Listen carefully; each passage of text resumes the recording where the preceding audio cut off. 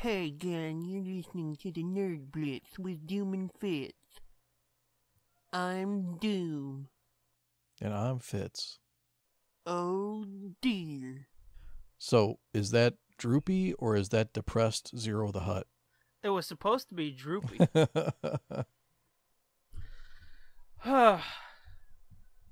You always inspire such confidence in my voices. I told you, I can't hear shit through this earpiece. I know, but I mean, I don't think that when you're like, well, that sucked.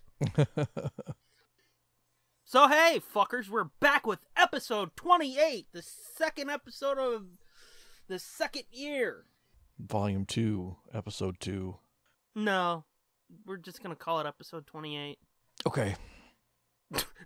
You mean we're not going to renumber it number 1? Oh, no, we're not Marvel or DC. All new, all different Nerd Blitz. Nerd Blitz now. And then Nerd Blitz Rebirth. No, Volume 3, all new, all different Nerd Blitz again. And it's like, wait, didn't they do that 2 years ago? And it's like, fuck you, no. Or maybe we did. We're not going to acknowledge it. Yeah, maybe we did. Nerd Blitz Generations, Nerd Blitz Legacy. These are all fucking really good comic jokes. Marvel jokes, specifically. Now with dumber stories and shittier art. Pretty much. In our case, it would be now with shittier voices and more boring conversations, maybe? Yeah. Yep. So, we talked about it before, but I don't think we ever decided. Am I going to tell a jury duty story first, or am I going to do joke corner first? I think we should tell a jury duty story first. I've been waiting to hear this. That you actually had to go do your civic duty. I had to leave the house. You had to leave the house to actually do something. You said duty. Yeah. I said civic. That's funny. Civic's not as funny as duty, though. No. Civic duty's pretty funny, though. Yeah. You're just gonna let it hang, aren't you? That seems to be my big move tonight. Just let shit hang until you can't stand it. Yeah, I had jury duty for a day, and it was so miserable. Which is really crazy, because, like, I don't even know, I mean, I don't know how much you want to get into this, but, like, are you even registered to vote? No. Then how the fuck do they even find you? Because I have an ID. Oh, that's right. We talked about this, because you have a state ID. We did. Yeah. I'm like, he doesn't have a driver's license. You don't have to file a tax return. You don't aren't registered to vote. It's like, how the fuck do they even know where you live? And for the people who are like, you don't vote! I mean, I've said it many times. I grew up a Carlin kid, and I was fucking proven right this past election. It doesn't fucking matter. Yeah. The older I get, the more I'm starting to believe that, yeah, kind of doesn't. Like George said, I stay home on election day, and when I masturbate, at least I have a little something to show for it. Yeah. But yeah, I don't vote. People are like, you've got to vote. You've got to have your choice. And it's like, no, they just fucking proved almost 100 days ago, probably over 100 days by the time this comes out. But from now on, I'm still just going to do it, if for nothing else other than spite. Like, I'm fucking voting just because. Like I said, man, they proved to me twice now in my short lifetime that it doesn't fucking matter, so I don't care. I'm not gonna vote. Because that electoral college bullshit is retarded. It kind of is a little outdated. And it seems to only favor one side. Yeah, I mean, that's the way it's shaken out the last couple times. I mean, like you said, it's happened twice in my lifetime. And, I think they said like 12 elections have been decided by that. Or they've gone that way. Yeah. Yeah, like popular vote versus electoral, and it's like a big discrepancy between the two. Yeah. Yeah, so anyway, let's not get into that because let's save the rage till later. Yeah, this isn't fucking a political podcast. No. This is words and shit with dooms and fits and... Dude, I just remembered something else that I could talk about. Before we started, we were going over all the shit that's happened since the last time we recorded, because it's been like 2.5 weeks or... It's been 3 weeks. It's been 3 weeks, yeah. Mm-hmm. And we haven't recorded at all in the month of April. That's fucked up. But I know. I've been fiending for it, too. There's like so much to talk about, and I just remembered something else, and it's like not a minor thing either. What? Fucking Comic-Con. Oh, yes. Oh. Fucking episode 29 is going to be like 6 hours because we've got so much to cover. Mm-hmm. We might have to drop a fucking 0.5. Maybe. No, because you've got enough on your plate. Yeah, this is true. Yeah, we will have to talk about that. But it's got to be next time. Yeah, probably. We got a lot of shit to get into. So let's just fucking... There's enough rage and disappointment in this episode. We don't need to bring the Comic-Con. Oh, yes. That episode I'm gonna name GhettoCon 2 Electric Suckaloo. Let's get into this shit because we're short on time and long on idiots, and we've got stories to tell. So yeah, as we talked about, I had jury duty, and holy fuck. You're probably going to hear about it for the next couple episodes because I got like 4 stories to tell, but I'll just start with the first one. So I get down there. And this is federal court, right? This is St. Louis federal court? Yeah. Yeah. I think so. I don't fucking know. Don't ask me details, man. I'm just here to tell stupid stories. Yeah, I'm pretty sure. Yeah. I get down there. It's fucking the ass crack of the morning. It's like fucking 7 o'clock. Mm-hmm. Or 7:30. Yeah. I walk in, and me being me, it's like, okay, where's a corner I can put my back to so nobody gets behind me, and I don't have to worry about some fucker annoying me or something. I can only imagine you walking into a fucking jury selection room. And everybody looks at you like, wait, is this the defendant? I don't think you'd be wrong. There's a couple people I saw that it's like, are you on trial or are you gonna be on the jury? Right. But I fucking walk in, everybody's lined up because they're not letting the retards in yet. I put my corner or my back to a wall. And I'm just sitting there waiting for them to fucking let us through so I can go sit down and read or write or whatever while I'm waiting.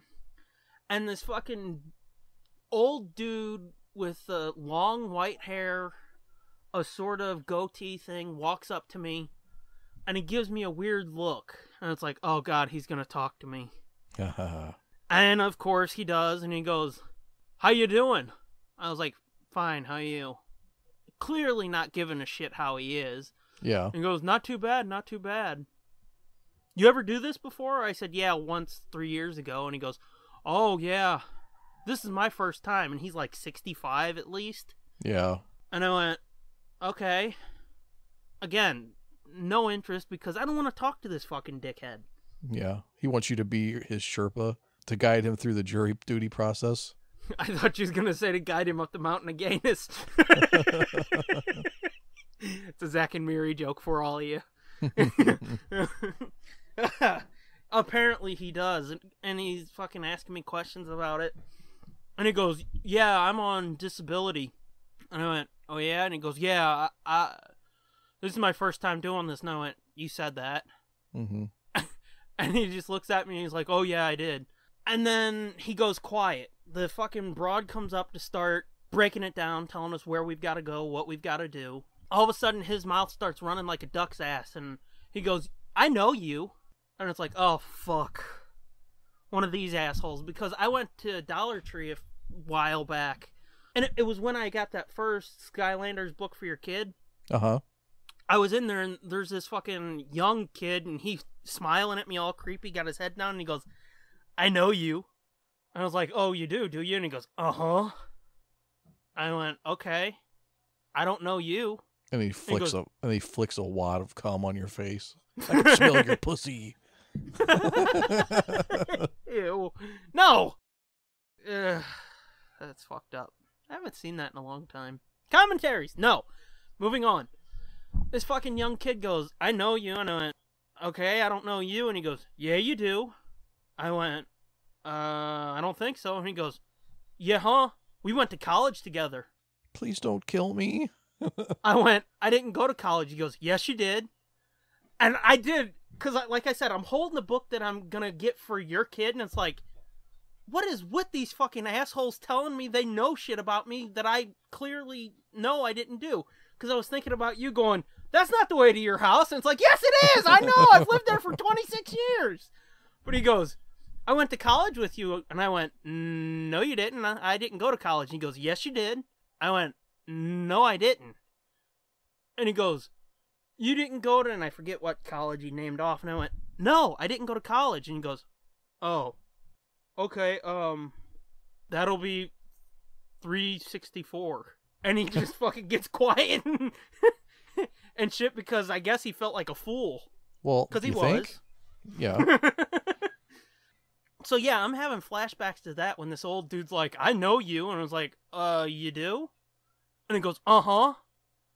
I went, okay. He goes, I saw you on TV. And now I've heard that a couple times, and it's like, oh, fuck, he thinks I'm the fat dude from Lost. The old guy is telling you this?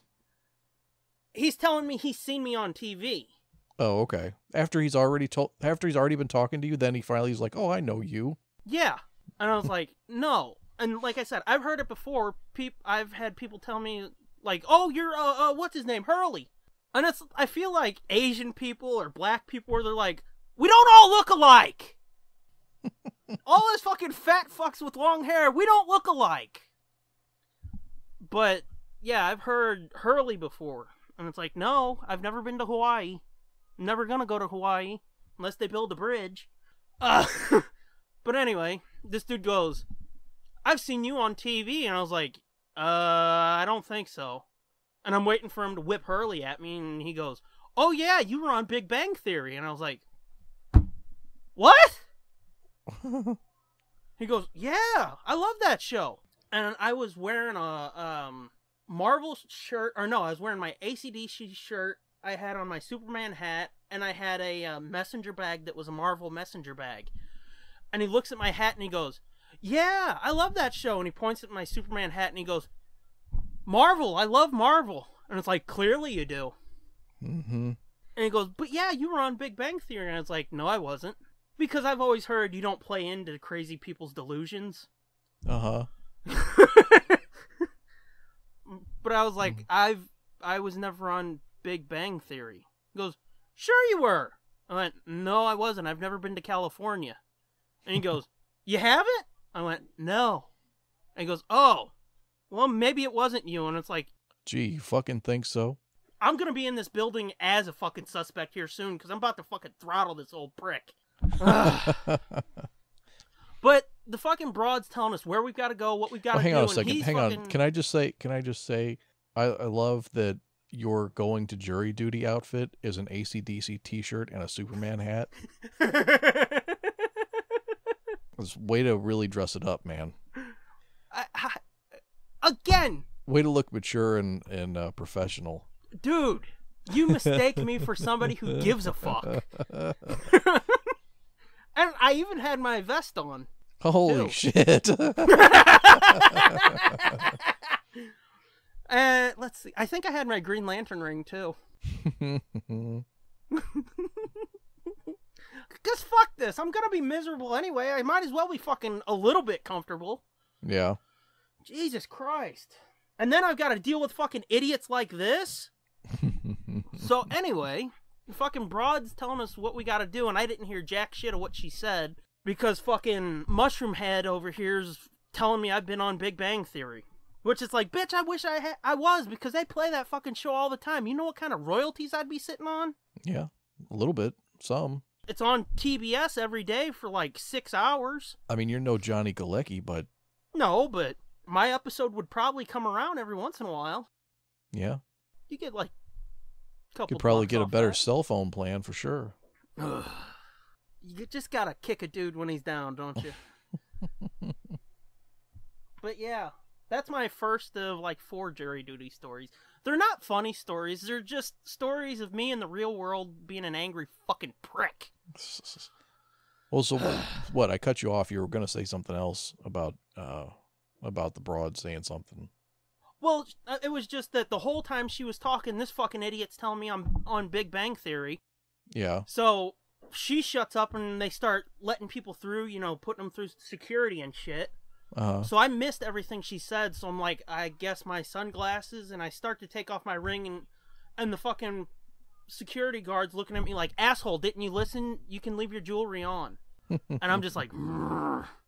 I go through the thing, the metal detector, and it's beep, beep, beep, beep, beep. And the guard on the other side goes, sir, step over here, put your arms out. And I said, I've got a ring on, it's heavy metal. And he goes, put your arms out, sir. So it's like, God forbid if I try to fucking help you idiots. Put my hand out. He goes up both of my arms. When he gets to the right arm, he gets to my hand and it goes beep, beep, beep, beep. He goes, it's the ring. I was like, you fucking dick? Uh-huh. And he goes, it's the ring. You can go on through. So yeah, again, thanks. I didn't hear what the broad said, so I go over because there's a line where everybody's lining up. And there's another broad there, and she goes, are you waiting to get your parking validated? And I went, no, I'm waiting to go in there to see what I've got to do.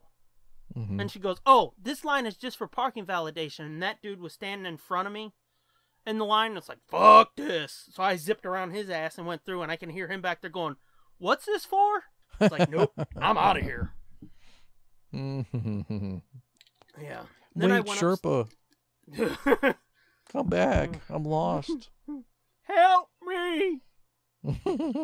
Get me out of here. Mister. Those are all Happy Gilmore jokes. Yeah. I got it. So then I go upstairs, put my back to a corner, and then the room starts filling up. I'll tell you another real quick story. This one's just quick, and again, why I should not be around fucking people. I go upstairs, the room starts filling up. A black dude comes in. The whole time he was on his phone. He was like 10 feet away from me. I could not hear a fucking word he said. The room's filling up. Then this self-important cocksucker comes in, and he's like 25 feet away from me, all the way across the room. He's important, fucking around on his laptop. Then, like, the loudest ringtone I've ever heard in my life, fucking bring, bring, bring, bring, bring, bring, plays on his phone. He answers it, and again, black dude comes in on the phone the whole time. You can't hear a goddamn word he says. This fucking jerk off, apparently he's in real estate, and he's, yeah, okay, yeah, so we're gonna meet up? Yeah, I'll show you the house tomorrow. Well, if I get out of jury duty, I'm downtown right now. And it's like, oh, you fucking jack off. Yeah, he's got to let you know how important he is. Exactly. That's exactly what I've got written down, because I've got bullet points for my jury duty stories. Uh-huh. And it's like, the first one is loud talker in the jury room wanting to sound important for everybody. Yep. It's like, gotta oh, let you fucking prick. Everybody know. He's a mover and a shaker. Mm-hmm. I'm surprised he wasn't like all indignant that he had to be there. Well, he sort of was, taking like time I away said. from his business. Yeah, like I said, he goes, yeah, I'll meet up with you there tomorrow. Well, you know, if I'm out of jury duty, I'm downtown right now, waiting to get picked for jury duty. Let's see how that goes. And I was like, oh, 'cause you're so important. Yeah. You little fucking cunt. And he's doing this, and everybody in the room is fucking looking at him like, motherfucker, are you serious? Mm-hmm. We should fucking... Fucking white people. Mm-hmm. But, oh, fuck. It's just like, I'm gonna go batshit here. This is how it ends for me. I'm just gonna go ballistic and hurl myself out of one of these windows. Oh, fuck me. But yeah, that's 2 of my 4 jury duty stories. One of them's, like, hilarious. So wait till we get to that one. Yeah. You'll be shocked. So far, it sounds horrific. Oh, it is. It's so fucking miserable. And if you're like me, you know, the dude who's growling in the back of the theater going, just pick a fucking seat, asshole. Yeah. Oh, God, it's terrible. But it does get funny. Okay. I've got 2 or 3 stories coming up that you'll want to hear. So yeah, are we ready for joke corner? Yeah, hit me with a joke. I gotta tell you, every time since you did it that one time, when I say, "Are you ready for joke corner?" I think you saying, joke me off." Oh my god, I don't even remember saying that. You did. I'm a fucking comedy genius. No, not really. I'm a comedy savant. I mean, you're an idiot. You read my mind, man. You're more of an idiot savant. Well, less savant, more idiot. Well, fuck it. Let's get into it. Play the theme song. Doom's Joke Corner. This is an old joke, and if you don't know it, shame on you. Okay. Shame. I'm gonna just fucking point my finger at you and say, ooh. Okay? Okay. Okay. A guy walked into a bar, ordered a double scotch, and moaned to the bartender. Oh, God. An irate husband wrote me a letter. He threatened to kill me if I don't stop fucking his wife.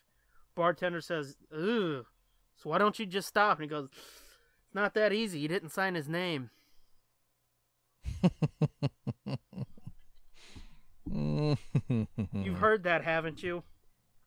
I'm sure I have. You know, this segment is starting to feel like Old Yeller. Because it's just painful for me. And it's like, do we need to fucking kill this segment? No, I like it.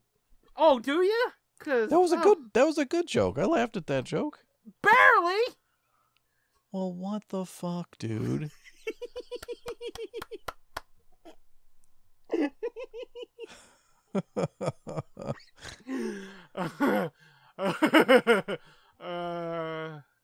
I don't know why, but I should have been doing this when we recorded 26. I'm having so many fucking flashbacks. Because the way you said, "what the fuck," is when you asked me about if I saw that one picture of Jess's, and I was like, "Yeah, I RT'd it." And you said, "I know, that's how I see it." And I went, "Then what the fuck are you asking me for?" And you're like, "Well, what the fuck? I'm trying to make conversation." Oh, yeah. Oh, that was good. Mm-hmm. Pimp spot. Let's do that real quick, and then we'll get into our living lists. Okay? Oh, yeah. Yeah. Okay. Would you forget? No, dude. Fucking, I'm trying to... I'm just making it seem like we didn't talk about this 5 fucking minutes ago. You gotta give me some kind of heads up so I know. Because you're always talking about you've got such a bad memory. Well, I do have a bad memory. So, I mean, basically, I just see you as a goldfish with glasses. Yeah. Wait, what? What? So, are you pimping something? See, I'm trying to figure out if you're trying to make conversation, dude. Or if you're really asking me. At the risk of sounding like a goldfish, I'm actually asking you. We talked about that after we talked about the other thing that I just forgot if we talked about. Jesus fucking Christ. Yes, I have something to pimp, so play. Pimp, so play that intro. Jesus fucking Christ.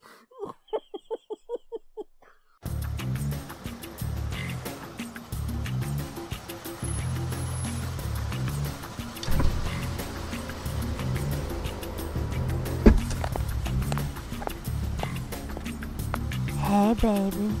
What you need? Yeah. How much is this gonna cost me? How much you got? Whoa. Oh yeah, baby. Come on into the Nerd Blitz pimp spot. Oh. For Pimp Spot, which I'm doing, not you. Okay. I got it. Are you sure? Yep.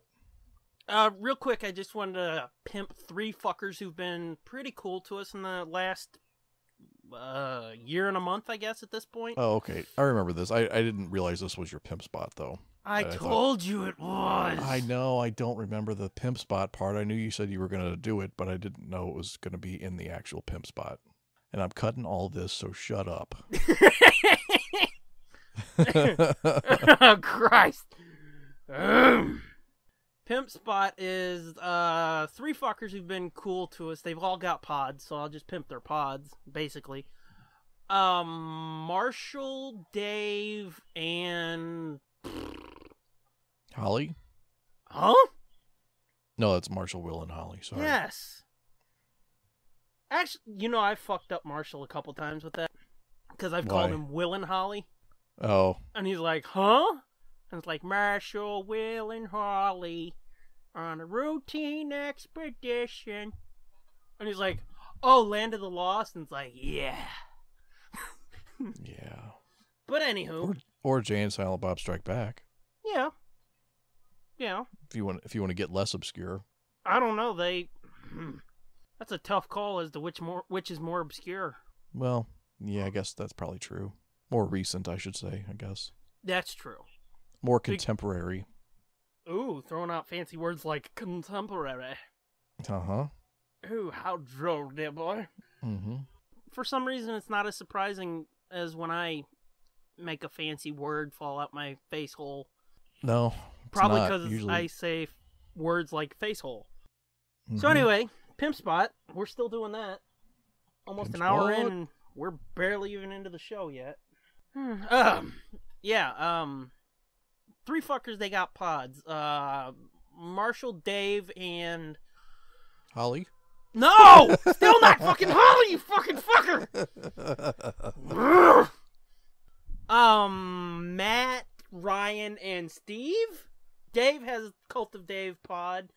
It's COD_pod on Twitter. Follow him and check him out. He's been really good about pimping camping trip. I mean, nobody listens to him when he's like, hey, go buy this. Nobody does it, but hey, at least he's doing it, and we do appreciate that, Dave. Yeah, that's cool. Marshall, he's occasionally plays our ads still. Every once in a while. Yeah, also cool. Rarely. No. His pod is Always Bet on Geek. And then the Mr. BS show, that's Matt, Ryan, and Steve. It's so weird for me to call him Steve because it's Midnight Smoke on Twitter. We gave him a shout out for when we played Hangman, which actually I was thinking the other day we should play Hangman again. That was fun for me. Okay, yeah. It might not be as fun this time because that one was like lightning in a bottle the way that one happened. Yeah. Oh, that was so good. Yeah. Yeah. I'm not sure we could recreate the magic of that one, but I mean, it's sure. I just want to play another game. Yeah. I like playing games on here. It's fun. Would you like to play a game? Hello. I want to play a game. Oh, fuck those movies. Why? I don't know. They're good if you like blood. Snuff films? Yeah, basically. Yeah. I take it you don't? You're a fucking twisted, broken human being. The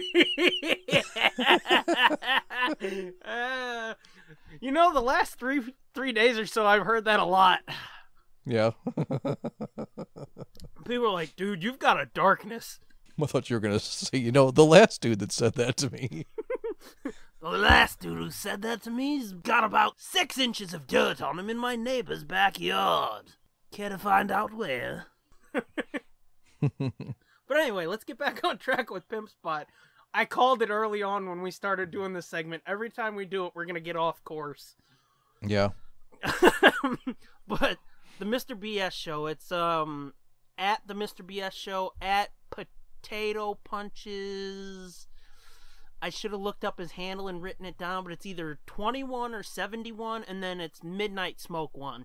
They're always giving us shout-outs and shit. They've been real cool about us, and in their most recent episode as of this recording, it's episode, I think, '84, they gave us a pretty cool shout out for hitting 1 year. And then they gave you a special shout out for being able to put up with me for 1 year. Yeah, for weathering the storm of your verbal abuse. Yeah. Now you know why I'm single. Yeah, it's pretty clear.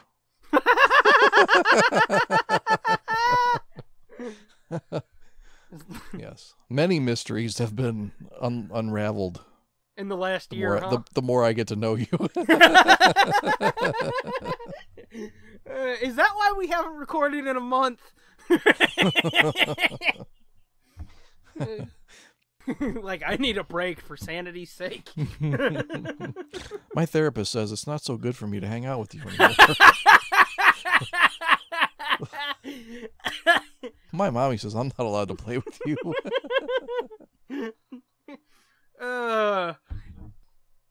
Follow all three of the. You don't have to follow Ryan, but no. That's God. good. I hope he hears this.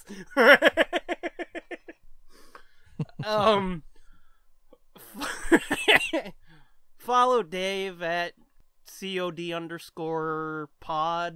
Marshall is. Well, you could probably just Google him. That's a joke for like 3 people. Oh, okay. Yeah, I'm not one of those 3, I guess. Nope. But you can follow Marshall at or his pod at Always Bet on Geek, and then again, Mr. BS Show is at the Mr. BS Show. Follow all them and let them know we sent you. Okay? Okay. Okay. Now we're going to get into our living lists that we talked about last week, and we're going to spin that off into something else. Yeah, the last episode we did Yeah, last episode. Living not or last Dead. week. Yeah, we did Living or Dead list of Yeah. people we would want on a dinner for 5 type Thing, show yeah. or Yeah. setting. Yeah. So this time we're just doing all living. Yes. I want you to start off first. Okay. Are you taking bets on who my first person is? No, because I've got to know who the first person is to see what the theme of your list is. Oh. Because I know you like to theme your lists. Yeah, I did. I themed them both. I But figured. my Living or Dead was music people. Mm-hmm. And then Don't tell me the theme. I'm not going to tell you. I'm not going to Okay, tell you. okay, But my okay. living one's a different theme. Will I be able to tell by the first person? You'll think you know it. What was that? Did you fucking hit the accelerator? I just heard.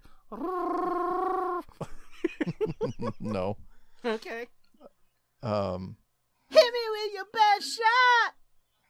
Number 1 on my living list, George Lucas. Okay. I'll be honest with you. He was on my list, but he got bumped for somebody else. Really? Yep. How come?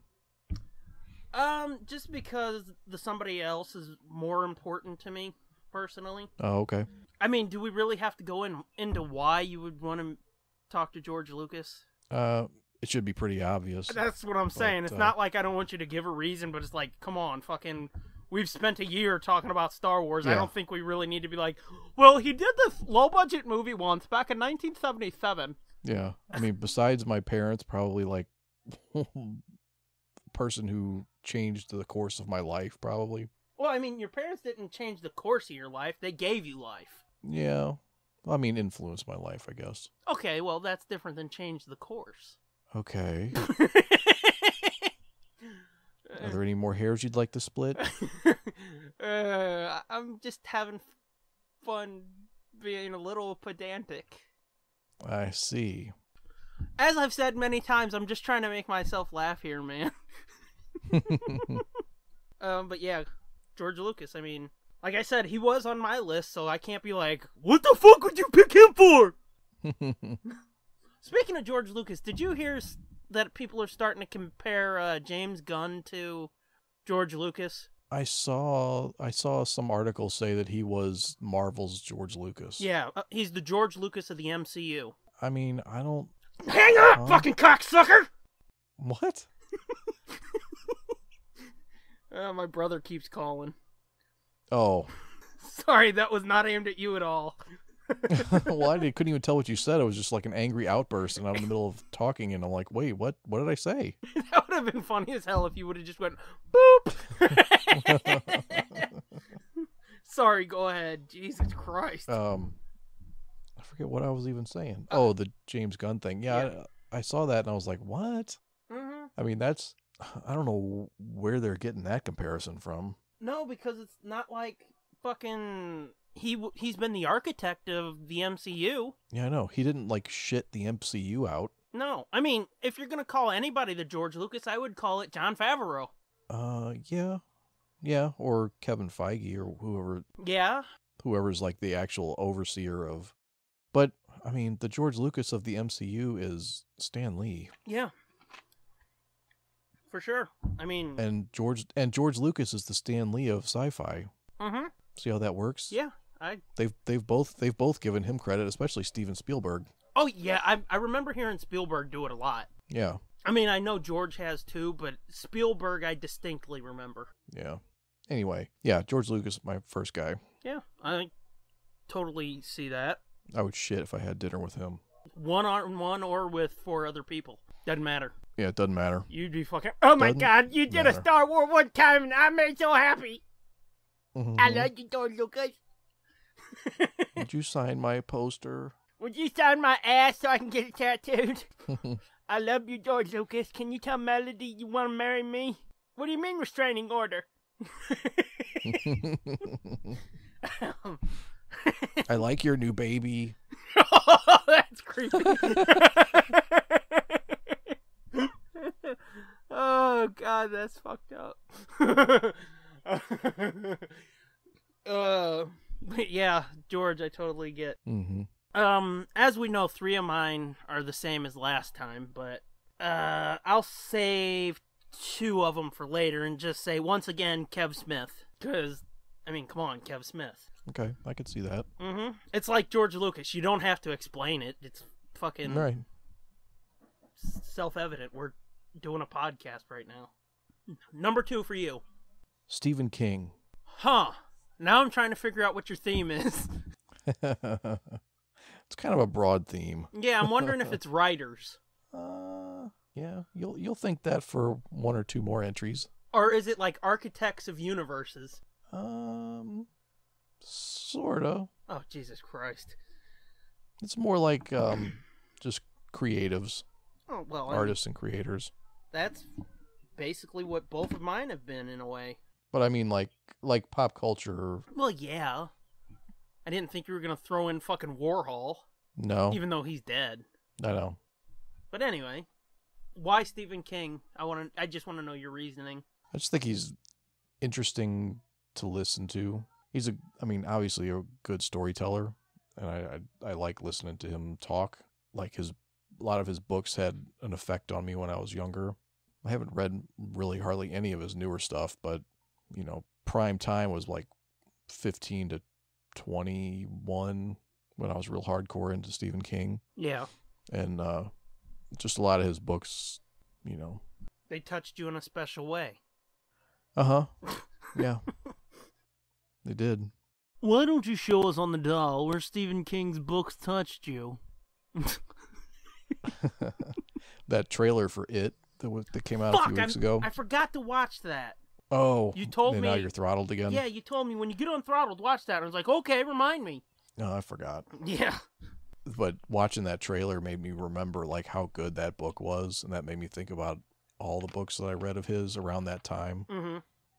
And how good all those were, because some of his newer ones I find to be, I don't know, something's different now than it was then, and I don't know if it's him or if it's me. But my guess would be it's you, and not like because you've turned into an idiot. No, I think it's because at this point he's turned into such a figure that. And I'm not saying he's, like, bad, because I've never read anything of his, but it's like, he's turned into such an icon that it's like, in a way, it's almost like M. Night Shyamalan. You go in knowing sort of how it's gonna go, like, there's gonna be a twist in an M. Night Shyamalan movie, Yeah. You go into a King book knowing that certain elements are going to be there, I think. Yeah. It seems almost like a lot of his newer books have been less supernaturally and more That's possible too. more in the like misery type. Yeah. Where it's just like crazy people and not necessarily like supernatural horror type shit. More thrillery. Yeah, or psychological or something, you know. Yeah. The last one I think I read, as far as modern King books was, and I mean this at this point is like, you're gonna laugh thinking that I'm thinking this is modern, but Insomnia. I think that was what it was called. Is that what the Pacino Robin Williams movie was based on? No. Oh, okay, I don't know.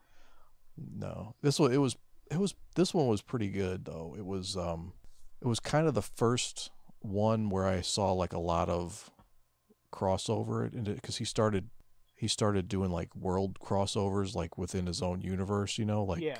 And not just like, well, you know, these people live in the same town where this other event happened or something. It was like characters from other books.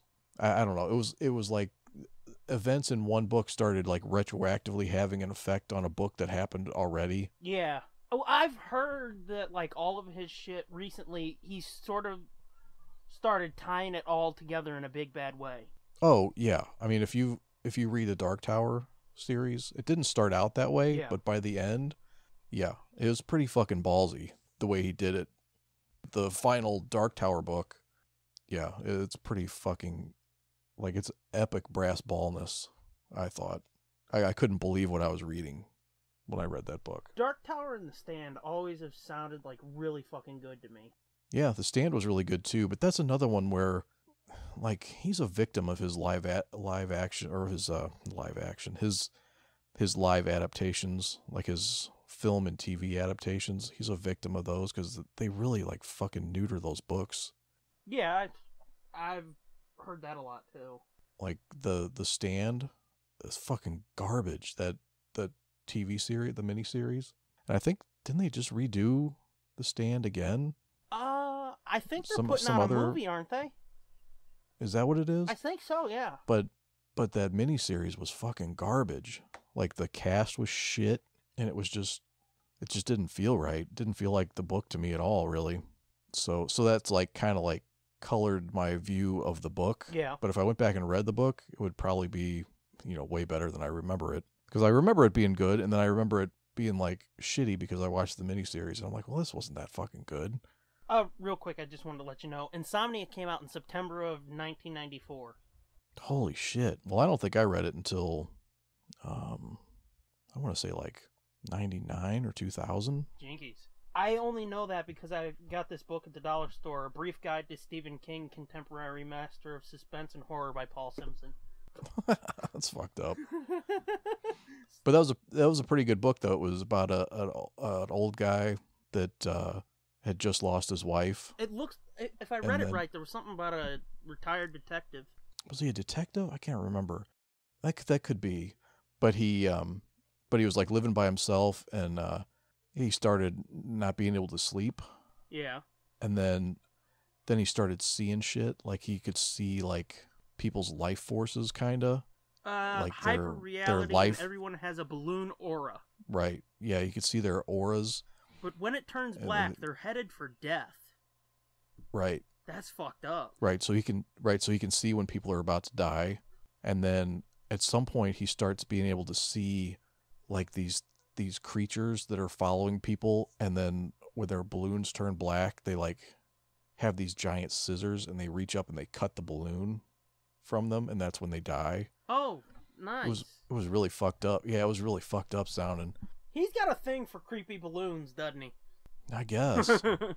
But yeah, it was really good, and it had references to other books and all kinds of shit. But I don't know. We kind of got off on a tangent here, but back to The Stand if you want to wrap that up real quick. The Stand. You were talking about the miniseries and then reading the book. Oh yeah, no, I was done. Oh, okay.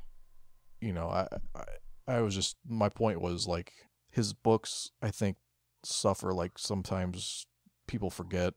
I'm guilty of it too. Forget how good his writing is, because the adaptations just don't live up to the book. I mean, a lot of people talk about like Shawshank being awesome, which that is an awesome movie. Yeah, but that was, I mean, that's not a typical. Yeah, but I was gonna say I've never read the book and I don't know much about the book, so I couldn't be like, well, I mean, that's good. And yeah, I never read that one either. That was or was that the Green Mile? No, I guess that was Green Mile I'm thinking of. But Green Mile's yeah, another one that people say is great too. That one they put out as a serial. Like they were like little short, like almost pamphlet-sized books. Oh, okay. That they put out. He put out like a chapter a week or some shit when that came out. Yeah, it was weird. It was like the first time I'd seen anything like that. Yeah, but I didn't. I didn't buy it. It didn't look like something I'd be interested in, so I didn't even bother reading it. Yeah. And it turns out that I would be right. Did you ever see the movie of The Mist? And I say the movie like that because I think they're doing a TV series of it. The Mist? Yeah. Mm-mm. Sam Witwer was in it. Punisher. What's his fucking name? John Bernthal? No, the other Punisher. Thomas Jane? Yeah, him. Tom Jane. He was in it too. And the chick who played Andrea or no, not her, Carol. It might have been the other chick too. There was a bunch of people, a bunch of Darabont's regulars were in that too. Okay. And that was a really fucking good movie. I don't know, again, how it compares to the story, but the fucking movie is amazing. That's a Stephen King one? Yeah, The Mist. The Mist. It's fucked up and awesome. The movie, at least. Yeah. Yeah, that's really good. So yeah, Stephen King and George Lucas, right? Right. That's a pretty good table, man. Mm-hmm. I'll tell you one of my two new ones now. I mean, this one, again, for me, I really don't think it needs much explanation, given how much I've referenced it so far in this episode, but Mark Hamill. Okay, And, again, given how much I've referenced it, it's got nothing to do with Star Wars. It's all about the Joker! Yeah, I was going to put him on my list, but then I took him off because then I was like, I've already got George Lucas on here. Yeah, for me... I didn't want it to just turn into a Star Wars panel. Yeah. I can get that. But yeah, for me, as much as I love Star Wars is like the least interesting thing about Mark to me. You know? Yeah. Because... I could see that. Like, his fucking specific animation knowledge, I would love to dig deep in that with him. Oh, yeah. And then fucking... Again, I would love to touch on Joker with him. Mm-hmm. And I've always wondered, like, if I ever met him and Kevin Conroy, I've always wondered if I would have the balls to whip out Joker at him, see what they thought. I don't know. You probably would. I would like to think I would, but then again, there's part of me that's like, well, I'm sure people do that type of shit to him all the time. I don't want to do that. Yeah, I'm sure they do. But, yeah. Because, honestly, I would love to know what Mark did on... some of the old Scooby shows, because back before Warner Brothers bought Hanna-Barbera didn't really like say who was who and what they did in the old animated shows. It wasn't like, and Mark Hamill as security guard number 3. They would basically just put like fucking the cast for every episode for the season in the credits for every episode, even if that person episode. Yeah, even if that person wasn't in that episode, they would just put the cast for the season. You're saying he was in the Scooby-Doo Where Are You? Not Where Are You, but I think he did some of the new Scooby movies. Oh, really? I think so. Well, that's cool. And or maybe it was the first Scrappy season, but I know he did something like old Hanna-Barbera, like early 80s old. Yeah. So it was probably like they saw Star Wars and called him in or probably. something. I don't know. He had done that one Genie show, right? Oh, the animated Genie show? Yeah. So he had done like, and that was Hanna-Barbera, I think. Yeah, so he had done voice work before. Yeah, so it may not have all been just Star Wars, but yeah, I mean I didn't even think about that. I don't think about that show at all. Oh, me neither. Well, I mean, I remember it when he was talking about it on Fat Man on Batman. I was like, holy shit, I remember that fucking show. Yeah. See, I forgot I even talked about it there. With that fucking fat ass genie, Yeah. Babu or whatever the fuck. Yeah. I'm like, oh, dude, I fucking know that. It's from the time when everybody had to fucking have a Jabberjaw on their show. Oh, yes. Hanna-Barbera was so good about fucking putting clones of their shit in everything. Quote, good. Mm. quote, good at it. Yeah. Hold on, I'm readjusting my microphone shit here. Okay. I had to break down my studio when we had Bernie's birthday a couple weeks ago. Yeah. Because we needed the chair that I have my mic stand clipped to. Mm-hmm. And didn't you say the clip is broke on it? No, I got a new one. Oh, okay. A while ago. Yeah. No, I had to get a new one because that one was broke. Yeah. But at least I remembered some detail. But yeah, they but I clipped it back to the chair, and now I can't get it readjusted right. Oh. I had it perfectly the way I wanted, and then I had to move it, and now it's all fucked You're up. like, this is so comfortable. Oh shit, I gotta take it down. Mm-hmm. Yeah. But yeah, Mark Hamill. Yeah, I'd be down for that. Like I said, fucking, it wouldn't even be Star Wars. I'm sure I would touch on it, but it would just be like, tell me about animation. So yeah, who's your next one? Stan Lee. Ah, you bastard. Ha ha. I almost said him before you did. Yeah, Stan's on my list too. Yeah. Ugh. Oh my god. Again, that's another one that's like, you don't have to say anything more than Stan Lee.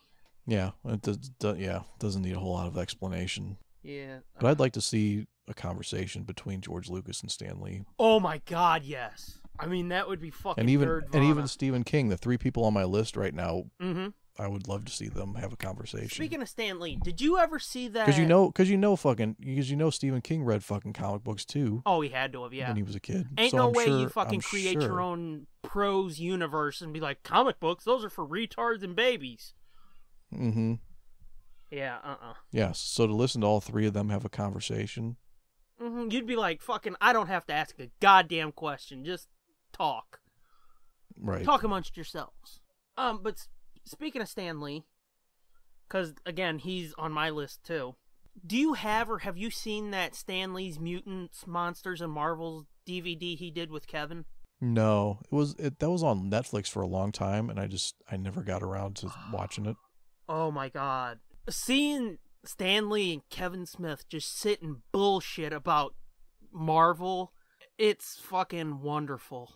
Yeah. Was it good? I mean, I thought so. I thought it was fucking amazing. I'll have to look. I wonder if that's still on there. It might still be on Netflix. If it's not, you can borrow mine. Yeah. Because I do have the DVD. I know for a while, there was a documentary of let's see, I don't know, there was something, the Stan Lee story or some shit. It might have There been was that some documentary Epix on him. special. Could be, but yeah, I watched that. That was pretty good. Mm-hmm. Do you have his first autobiography? No, Oh, well, that's good too. is it? Yeah.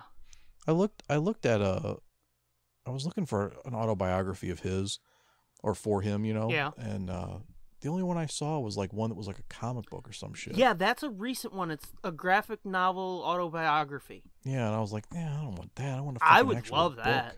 Yeah, well, I don't know. I don't know. It sounded almost kiddie or something, you know, I mean, yeah, it does feel a bit like it, but or like historical fiction almost. Like Yeah. it's kind of like embellished, or of course some people would say he embellishes his own autobiography as it is, Yeah. but fuck those people. but like made to be a little more fantastical or something. Yeah. You know. Well, yeah, once And you I just want like a fucking straight up. He's got an autobiography called Excelsior, obviously. Okay. Look for that. I can send you a picture of it and an ISBN or whatever you need to find it later. Okay. But that's the one I read. It's really good. Yeah. No, I think I can remember Excelsior. Well, I know, but I mean, you type in Stan Lee Excelsior, you're gonna get a lot of fucking hits. Yeah. So that's why I said I can send you an ISBN or a picture. I'd type it into Amazon though, so that would probably Narrow it down a bit, but I don't know. Yeah, I think he's an interesting dude. Well, I mean, yeah, fucking, what, like 94 years old or something, and seeing all the shit he's touched and created and fuck all that, just witnessed. Yeah. That's pretty fucking impressive. Yeah, and I'd like to get like real shit, real talk, not just But like, do you ever finger blast a chick? not that real. I don't need to get that real.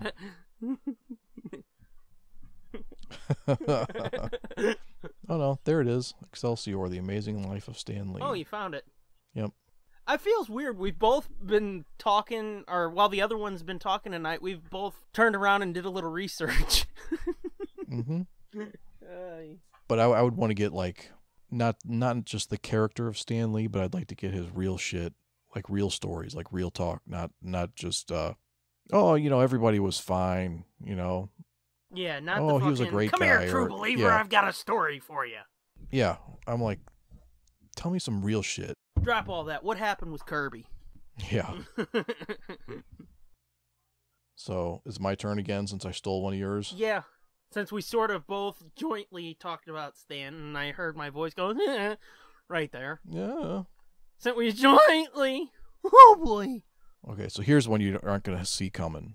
Uh-oh. So, hang on. We've got George Lucas, Stephen King, and Stan Lee, right? Right. Okay. Who's number 4? Patrick Stewart. Yeah, because that doesn't really fit with the theme. No, it doesn't. I kind of ran out of ideas for my theme, so I just went with Patrick Stewart. I don't know why I just did Connery there. yeah, I don't know either. Patrick Stewart. Bond. James Bond.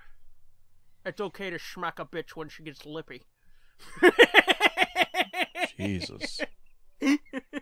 Well, I mean, he sort of said that. He didn't just sort of say it. He almost said that verbatim. I don't think he said bitch. Well, no. That's why I said he sort of said that. I mean, he did say, I think it's okay to smack a woman around when she gets lippy. A woman should know her place. Basically, that's what he said. But anywho, moving on. But yeah, Patrick Stewart, I think he's fucking interesting as fuck. Uh-huh, he is. Totally. One of the books on our book club list, we talked about it a few weeks ago, X-Men, TNG, Planet X. Uh-huh. They talked about in that, and this was before Patrick Stewart was cast as Professor X. They made a joke in there about, ha ha ha, it's funny. Picard looks just like Professor X. And then, like, 2 years later, they cast Stewart as Professor X, and it was like, that's genius. But yeah.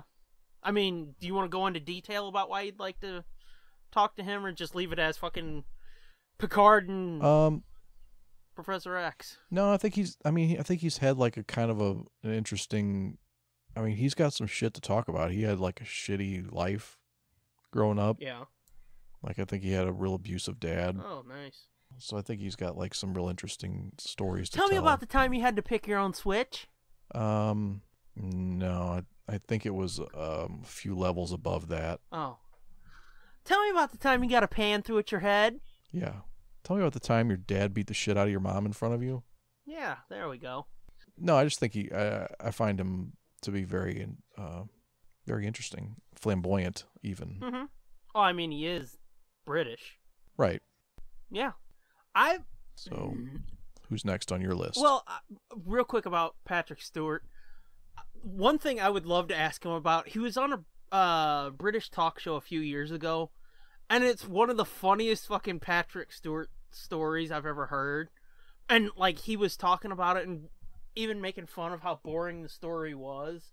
But he was talking about how they changed the costumes on TNG. I think they went from spandex to wool. And it just sounds like, it's like, why the fuck are you telling this story? But he made it funny, and then he was poking fun at the story, being like, this is ridiculous that I'm telling this. I would want to talk about that because that was hilarious. Yeah. But yeah, all of a sudden he starts talking. The dude asks him about them changing the costumes, and he goes into like this deep analysis about how they had to change from spandex to wool because I think he said like it was causing compression on their spines and shit or something. I mean, weird. I know it sounds like a laugh riot, but he did make it funny. Yeah, no, that's what I mean. He's like kind of naturally funny. I think. Yeah. A good speaker. Yeah. sort of like Kev, he can make mundane, stupid, boring ass shit somehow sound interesting. Right. If I had like 20 people, he would definitely be there. Mm-hmm. And that sounds like an insult, but I mean, it's not. It's just there's like a bunch of other people I'd like to talk to too. My fourth person is, again, somebody from last time, Frank Welker. Because again, fucking the history of animation with that dude. Him and Mark Hamill together specifically, because Frank, he's always talked about how his memory isn't super great, and I mean, if you've done as much work as he has, I'm sure a lot of the jobs fucking just bleed together. Oh, I'm sure. Especially when a lot of the jobs that he does, he just comes in to do like an animal voice or just a quick. It's like come in and go bit, into our microphone and get the fuck out of here. We'll pay you like $10,000. Right. To like have him and Mark Hamill on the same panel, fucking where his memory falters, have Mark swoop in and fill it out. I think that would be great. 'Cause fucking titans of voiceover right there, both of them. Recap who your four are and then tell us the last one, sir. George Lucas. Stephen King. Stan Lee. Patrick Stewart. Greg Capullo. Okay. After as big a stink as you made about having to be on theme last time, I'm really surprised. Well, I kind of ran out of steam halfway through. Yeah, kind of. Like I couldn't stay on theme necessarily. I couldn't think of anybody to stay on theme and then like not double up and have like, you know, more Star Wars people on there or other shit like that. So yeah, but so I mean, it's still kind of on theme because it's all creators. Patrick Stewart's really the only one that's kind of off theme. Yeah, because again, this isn't a slam at Patrick Stewart, but it's like, what did he originally create? You know? Yeah, I mean, I think he's written stuff, but not.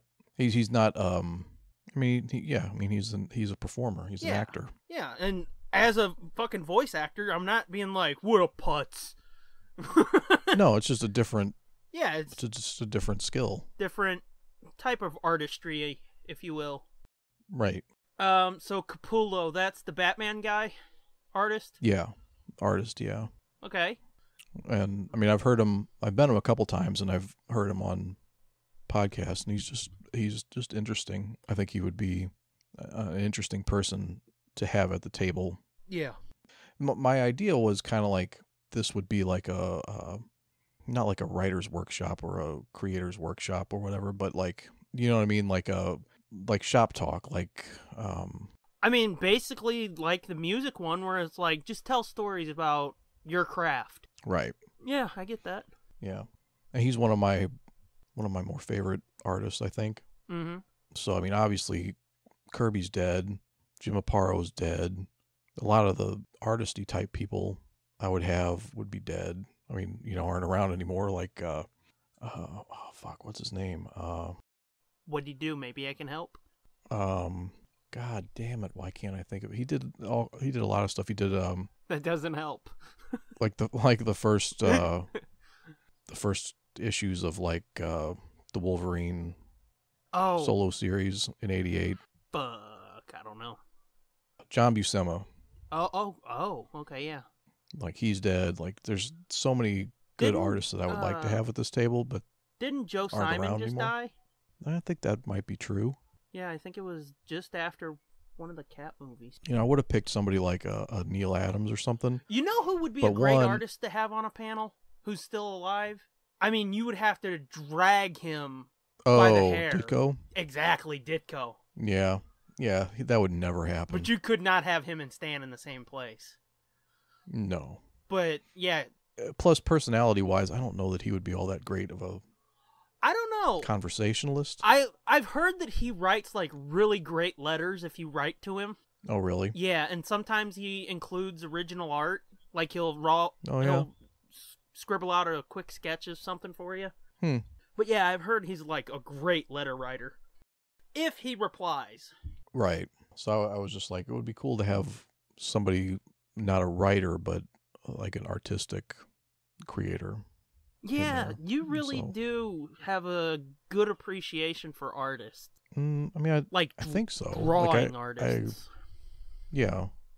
Because for the most I don't part, know. I mean, it's all opinion. It's Yeah. all, what I like is not what other people like, obviously. For I sure. think I don't like Neil Adams. I don't see it.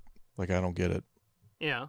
It's fine, but it really doesn't turn my crank much. To me, most art really does blend together. Yeah. I mean, my two favorite artists are like huge names, fucking Alex Ross and Bruce Timm. See, Alex Ross doesn't really turn my crank either that Oh, much. I love his shit. I mean, it does, but it like the first few pieces of his that I saw Yeah. was like, oh my god, this is fucking amazing. But then like every piece that comes out, it's like looks exactly the same to me. Yeah. But I mean, to me, it's like nobody else is doing that, and even if there is somebody else doing it, they're not doing that good. Yeah, I mean, definitely he's one of those guys where I can see where people would appreciate it Yeah. or why people like it. It's just it doesn't Yeah. grab me the way it grabs other people. Yeah. I mean, I can get that, but him and Bruce Timm, it's just like, oh my god. Yeah. Because, I mean, Bruce Timm, if you've ever seen his, like, comic art, it's deceptively simplistic, just like the animated series shit. Oh yeah, it's like it's kind of like Tim Sale. Oh, yes. Oh, he's so good. Yeah, I really like Tim Sale Yeah. as well. And his is very simple too. Have you read or do you have any of him and Loeb's Marvel color books? Marvel color book. Yeah, like... No. Oh yeah. Oh yeah. Yeah. I have Spider-Man Blue, I think. I've never read any of their Marvel work. It was okay. It was a little bit disappointing actually. I thought it was going to be more impactful than it actually was. Yeah. But I mean, the covers are gorgeous though. Mm-hmm. Yeah, I've always wanted to read those, but never have. But yeah, but it's The Long Halloween is Oh, fucking masterpiece. yeah. I mean, there's nothing else needs to be said about that. Well, I think there is, because fucking people don't give that enough credit. It's always either fucking Killing Joke or Dark Knight. Yeah, which I've said it before. I think both are Overrated. I think both are overrated, and I think Long Halloween is far underrated. It totally is. Of the three, that is the most Batman of those. Like if you put all three of those on a table and said pick the one that's the most Batman, to me it's that one. I would agree to that with the two caveats. The one being I haven't read Dark Knight, so I couldn't tell you. And the other caveat being, even though it's Batman the Killing Joke, Killing Joke's not about Batman. That's true, I guess. I mean, it was never intended to be about Batman. So I have wondered often why they even called it Batman, you know? Yeah. Because even at that point, there were villains and shit carrying books, you know? I don't know. Interesting. But I never thought about that. yeah. And that is the best of those three big Batman stories they did, Dark Victory, Haunted Night, and Long Halloween. That's the best of them, but all three together, it's magnificent. Mm-hmm. But anyway, Greg Capullo. Yeah, and I mean, I've talked about him before. Like, he's one of those. His art is kind of almost feels throwback to me. Yeah. I mean, it's not really because it's much more detailed than like throwback, like retro art would be. Yeah. But it's not so busy, and I don't know. I can't explain exactly I would give what it is about a lot of modern artists, but the way that their styles, it's too, I think busy is the don't know what perfect it is. word for it. Is it busy? Okay. Yeah, that's what you said, and I think it works because they try to jam too much bullshit into a shot. Mm-hmm. And yeah, I mean, and I give him fucking credit too for two reasons. One, he still hand draws. He doesn't draw digitally as far as I know. No, he still hand draws. That to me is fucking great because you get a warmth from hand drawn that you don't get from digital. Mm-hmm. And then the other thing is like he does do the hyper realistic shit that people do now. Mm-hmm. But again, it's hand drawn, so it just feels better. Like, I mean, Joe Quesada is a great fucking artist, but because he does it digitally, it just feels too slick and detached. Yeah, kind of sterile. Yeah. And like I said, he does magnificent, beautiful work, but it's off. It's got that slick, detached, as you said, sterile feel to it. And I haven't seen much of Capullo's work, but what I've seen feels homey. And not like yo, yo, yo. I mean... And another thing I would give him, he designed that current Batman costume, right? Like the big bat with the yellow outline. Mm-hmm. Fucking give it up to him, because he actually did something in the past few years that I've actually liked. Yeah. And that's a feat, because you know how critical I've been of both Marvel and DC with their fucking tinkering. Yeah. Because I'm still pissy about that fucking neon bullshit on Spider-Man's costume. Neon bullshit. Yeah, now that I mentioned, I don't think we've talked about it at all.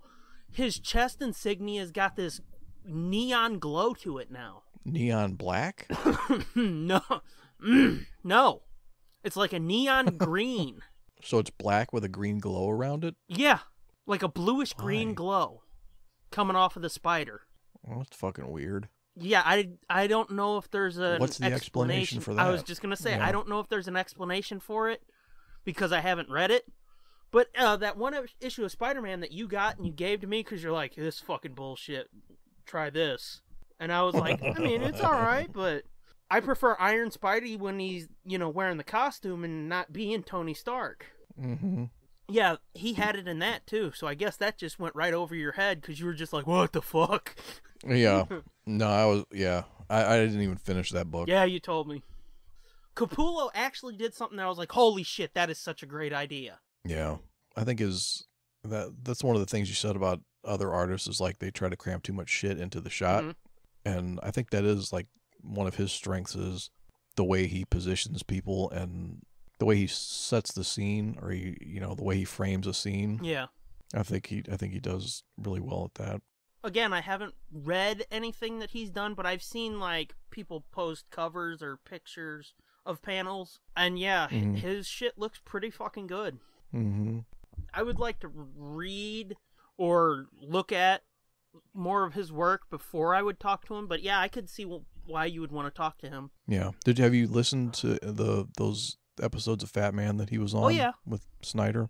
Oh, okay. Yeah, way back. Yeah. So he's had like a interesting life too. Oh yeah, like fucking. Has lots of stories. Oh yeah. And his dance with Spawn was pretty interesting too. His what? His dance with Spawn when he was drawing Spawn. Oh yeah. That's. You said dance, and I was like, when did he dance with Spawn? What are you talking about? You're being really fucking literal. Yeah. Yeah, and it's weird because like I remember him from back in the day, and I remember not liking him back when he was drawing Spawn. Yeah. But that's because I didn't really like Spawn. Yeah. I was never a Spawn guy. I just remember always hearing about how fucking good and fucked up the movie was. I saw it like once and was like, oh, okay, moving on. Yeah, I never heard that the movie was good. Oh, I did. I always heard that the book was good and totally different than what was going on in comics at the time. Uh-huh. And that's why everybody was so into it. Yeah. But it just wasn't my deal. I heard the cartoon was good too. Yeah, but yeah, just wasn't my thing. And so he was like always in the Wizard artist column or artist rankings or whatever. Yeah, He so was I always- probably saw him too and was like, Oh, yeah. moving on. Yeah, he looked totally different. Well, not totally, but he looked a lot different because he was younger. He had hair. He shaves his head now, so Yeah. but he had longish mullety hair then, and Like- mustache, and he looked quite douchey actually. But yeah, I was just never into Spawn, and he was always ranked above artists and stuff that did the books that I read that I I was going to liked. say artists that at the time you called good artists. Right. And I'm like, man, fuck this guy. Fuck this guy and his fucking Spawn shit. His fucking douchey hair. Everybody's on the Spawn bandwagon. Fuck all this shit.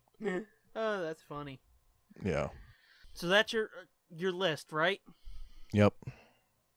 Well, I mean, if you've paid attention to last episode, you know who's final on my list, but we're going to use that to spin into our next topic. My last person is Taker, as you all know. And last time I was like, but fucking come on, we all know Undertaker. Why would I want to talk to him? Well, at this point, I've got a new reason why I would want to talk to him. Yeah. Which, I should say going in that I know he wouldn't have a problem with it, because maybe, because there's some conflict there. Since the last time we talked, fucking WrestleMania 33 happened and my heart broke. Yeah.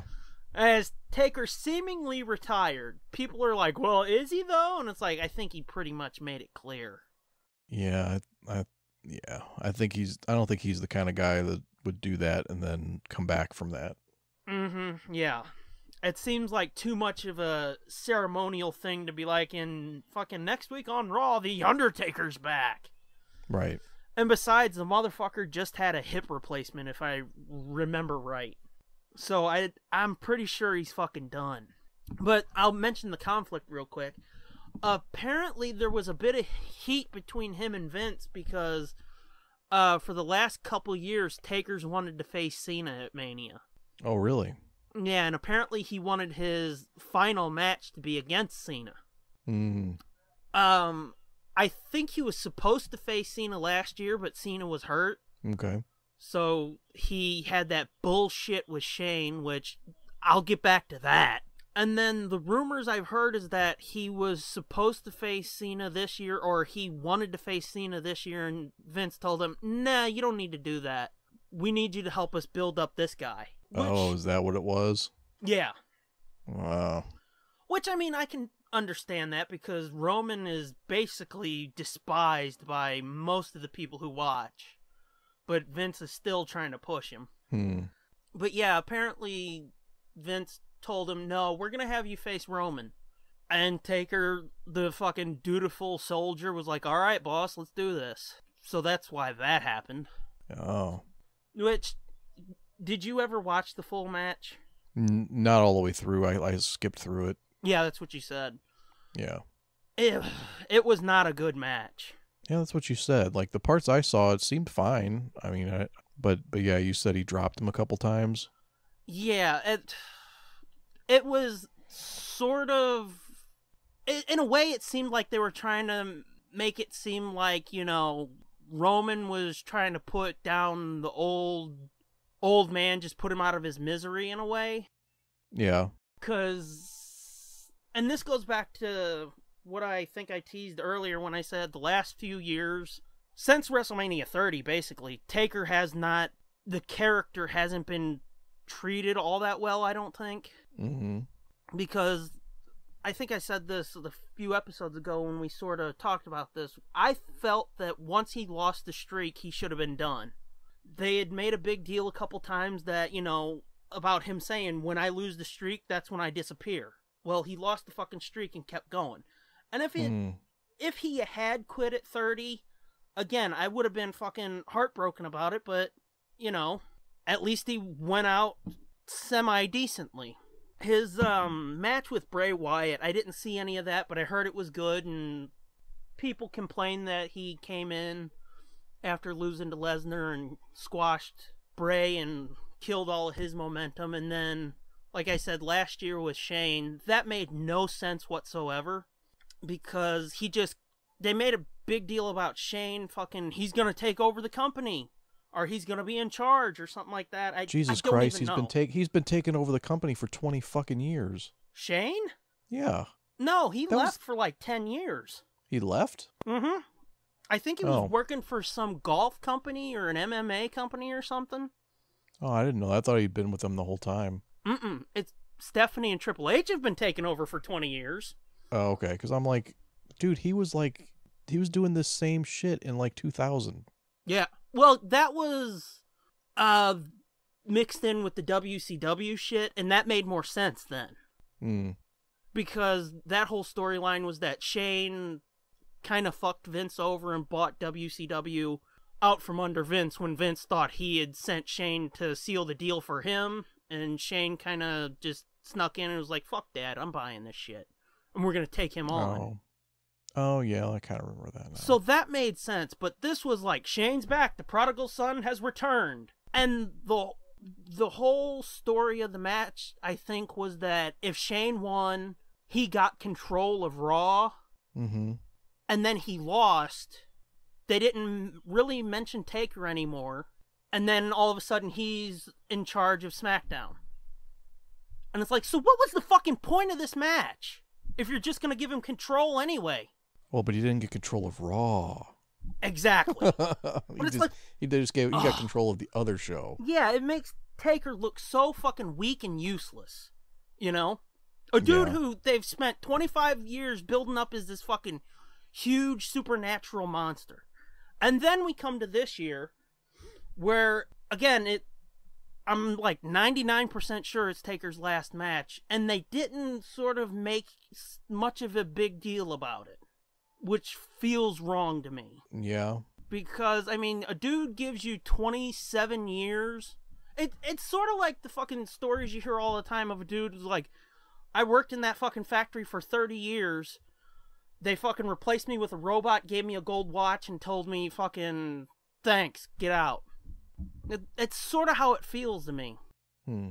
Which does not... I mean, I guess that's part of the problem with a business where nobody's being completely truthful as their mode of operation. Mm-hmm. You know, to the public. Yeah. So like, it's kind of like there's the real business, and then there's the fake business that you see on TV. Yeah. You know what I'm saying? Yeah. So it's like, is Vince that much of a dick? Or is there like real business shit going on in the background that you don't know about? Whose decision was it to not promote this as his last fight? Did Undertaker say, no, don't make a big deal out of it, let's just... Which I could totally see him doing. Yeah, I mean, that seems like his move would be like, nah, we're not gonna, don't hype this up as anything, and just let me walk out at the end. But see, at the same time, knowing how much of a company man Taker is, I think there was money left on the table by not billing it as potentially his last match. Yeah, I see what you're saying.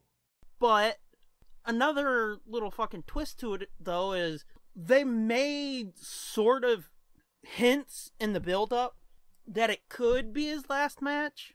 Because 1 week on Raw, Roman made a reference to retiring him like Taker did to Shawn. Because there was for some reason, Shawn was out there talking to Roman. I don't know, I didn't watch it.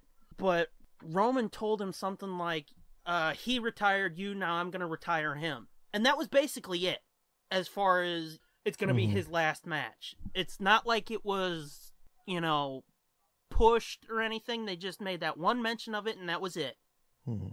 So again, it's kind of fucking confusing, and I can understand why people are like, well, maybe he'll be back next year. But at the same time, like we said, after that whole ceremony at the end, it's like, come on, he's not coming back. No.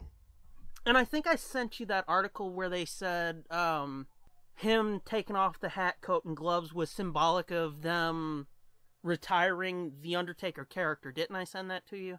Yeah. Yeah, which, again, I could see making sense because that, for him, like the last 25 years, there was like a 5 or 6 year gap in the middle of it where like he sort of opened up and he did interviews and he was on Jimmy Kimmel and that type of shit.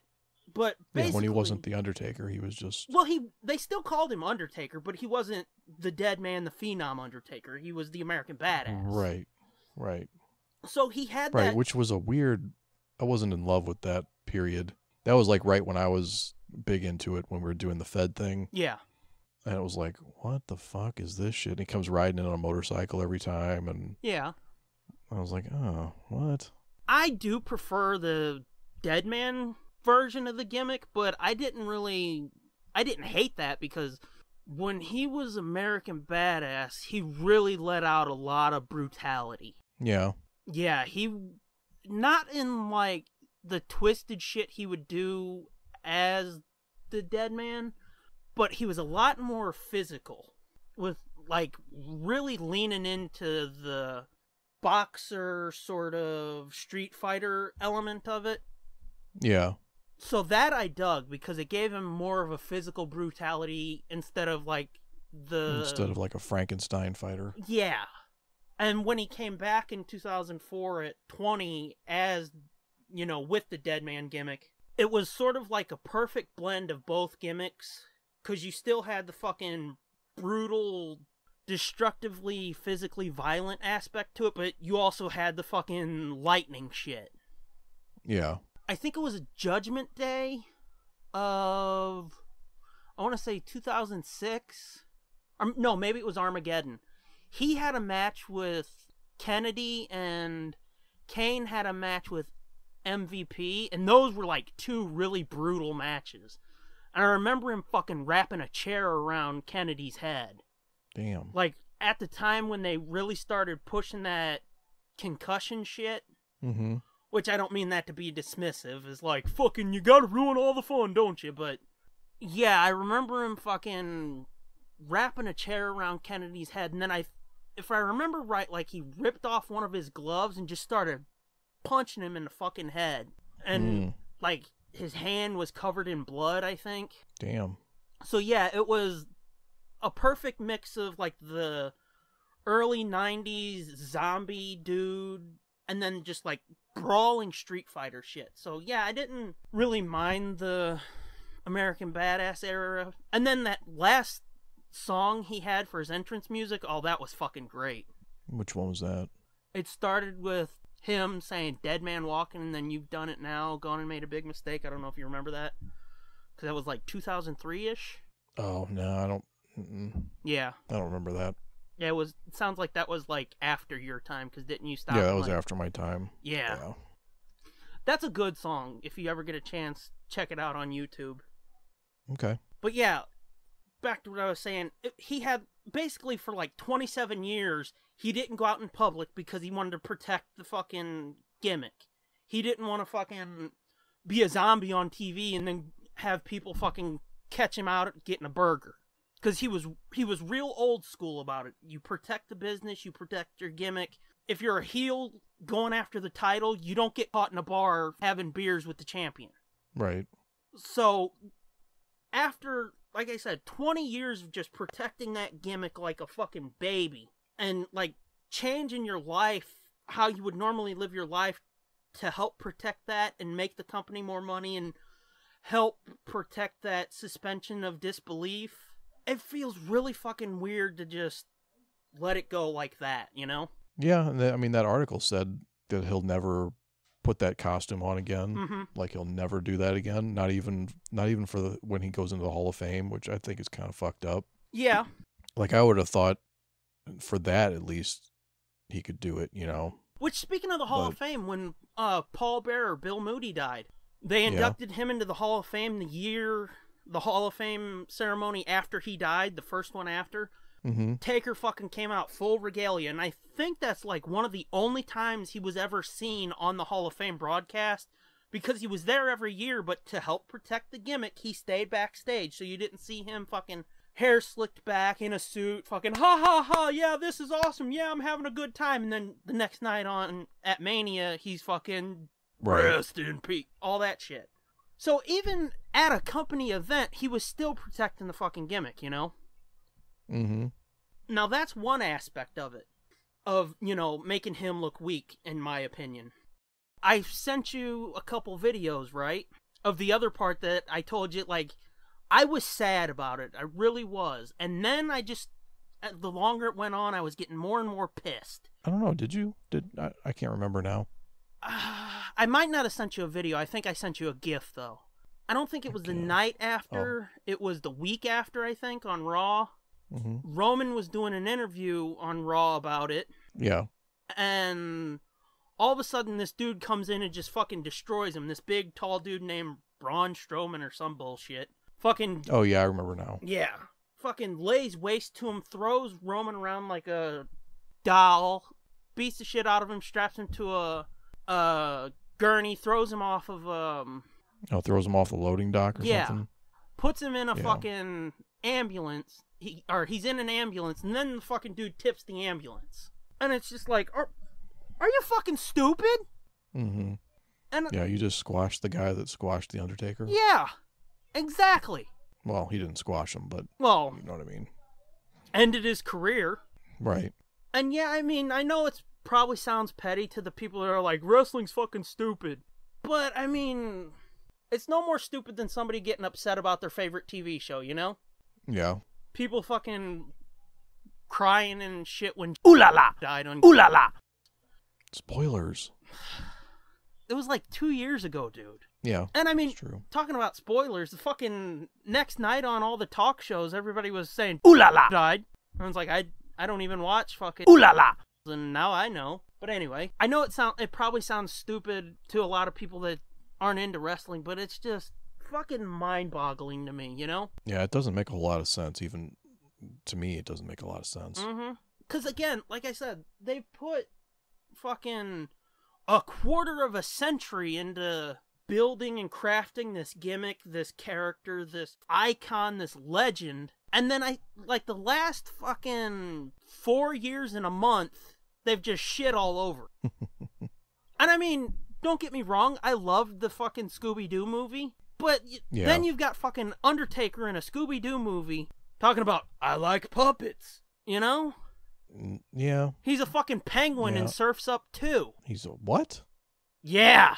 You didn't know about that one, huh? No. WWE co-produced Surf's Up 2, the surfing penguin movie. Okay. I'm breaking your fucking brain now, aren't I?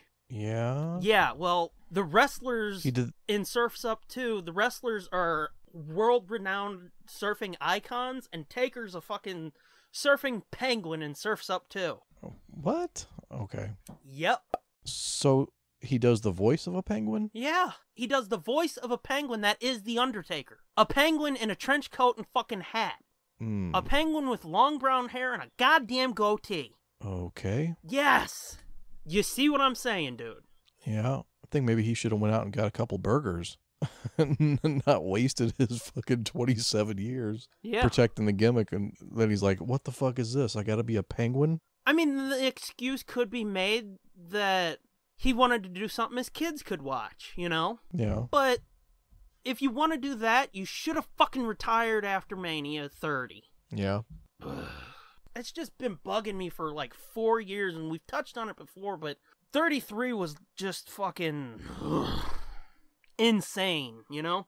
And like, it's been a fucking crazy couple weeks for me because, like I said, for a while I was really sad about it because I never wanted to see him go, you know? Yeah. And then when I was okay with him going, he kept coming back, so it's like, okay, so he's gonna be an attraction. And then I even put up a post on our site about it. They made a big deal back at the tail end of last year. He's back and he's gonna fucking destroy some shit, and it's like, awesome. So we're gonna get one last good run. I figured it would be like a year run leading up to 34. Mm-hmm. And well, that's what I would have thought. Was they would have let him fucking destroy Roman Reigns, and then he could retire like that. Well, I never saw that as a possibility for him because, again, I know how he is about the business, and the tradition in wrestling has always been that you go out on your back. You lose your final match. Whether it's your final match in that company or your final match ever, you go out on your back. Okay. So I knew his last match, he was going to lose it. Which, again, is why I thought the Brock match should have been his last match. Yeah, probably should have been. That makes the most sense. Yes. Even though I thought that was pretty wasted, too. Yeah, that sounded like a wasted match, too, but...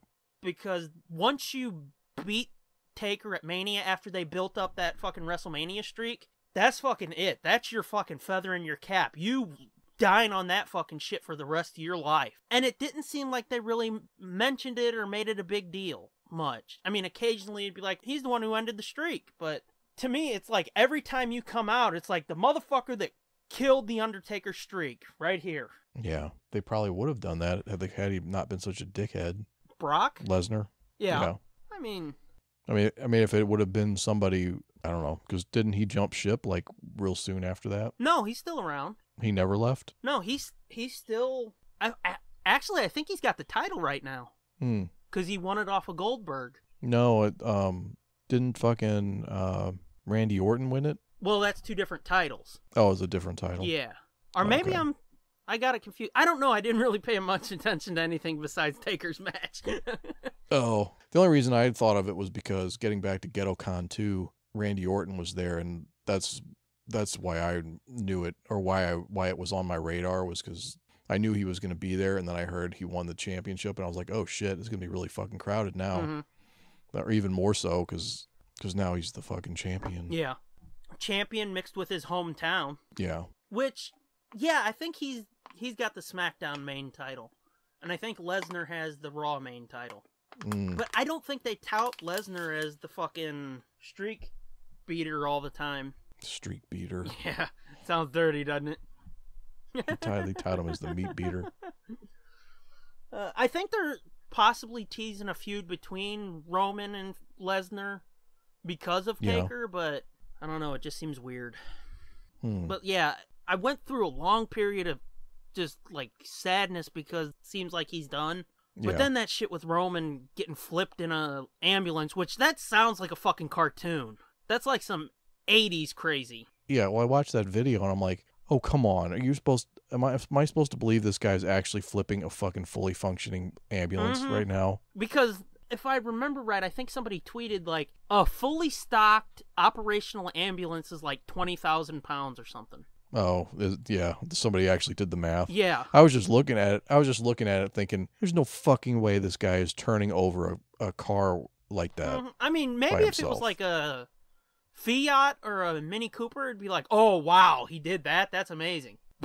But Well, yeah, I mean, a smaller car you probably could do, but yeah, that's there's no way you're going to flip a fucking ambulance with the engine in it and everything. mhm, that's my joke. Like a Mini Cooper or a Fiat, it'd be like, wow, that's impressive. But Right. I mean, it would take at least 3 people to flip an ambulance. Mm-hmm. And again, I said at least. Yeah. But anyway. Well, even when you see people rioting and flipping cars and shit, it's not like 2 guys. Oh yeah, it's like And they don't 10 on each side rocking. Yeah, rocking it back and forth. They don't just deadlift it. Mhm, yeah. Although a lot of times it's like small cars and shit that they're flipping. It's not impossible to deadlift one of those. Don't get me wrong, you've got to be strong as fuck. But it's not impossible. That's why I said if it was a Mini Cooper or a Fiat or something, I could see it, but not a fucking ambulance. Yeah, the ambulance looked way fucking fake. Mhm. Like, But I went through a period of like sadness and a bit of depression about it, and then that shit was just like, you gotta be fucking shitting me, right? A lot of growling the last few weeks.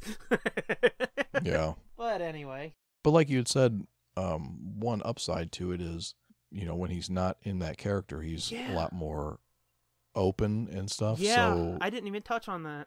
yeah, so now maybe he'll write an autobiography or tell some of the stories that he would never tell before. Yeah, the main thing for me, and it's like, holy fuck, I hope I could get it, is now I can see WWE doing a fucking documentary on him like they've done about so many other people, where they like fucking trace him from childhood until now. Yeah. Like just a fucking 2-hour documentary being like, this is Mark Calloway. You know Undertaker. Yeah, But this is Mark Calloway. That'd be pretty fascinating. Mm-hmm.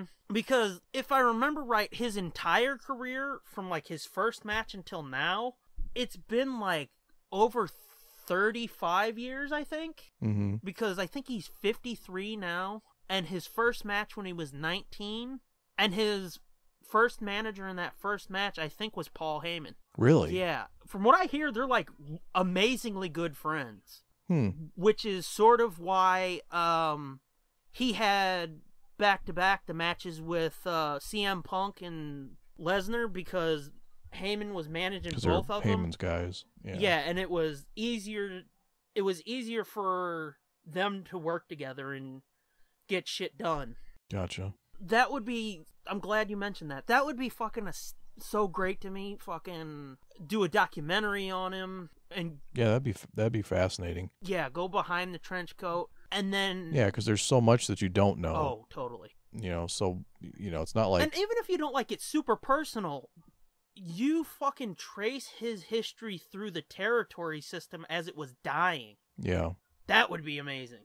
And then to see how he went to WCW and they fucked him over and told him, like, you're never going to be anything, kid, so you might as well get out of the business. Yeah. Which, yeah, somebody at WCW, I don't remember who it was, but somebody at WCW told him he needed to get out of the business because he would never be anything. Damn. I didn't even realize WCW was around then. What, back in the 80s? Yeah. Yeah, I think they had it wasn't Nitro at the time, but yeah.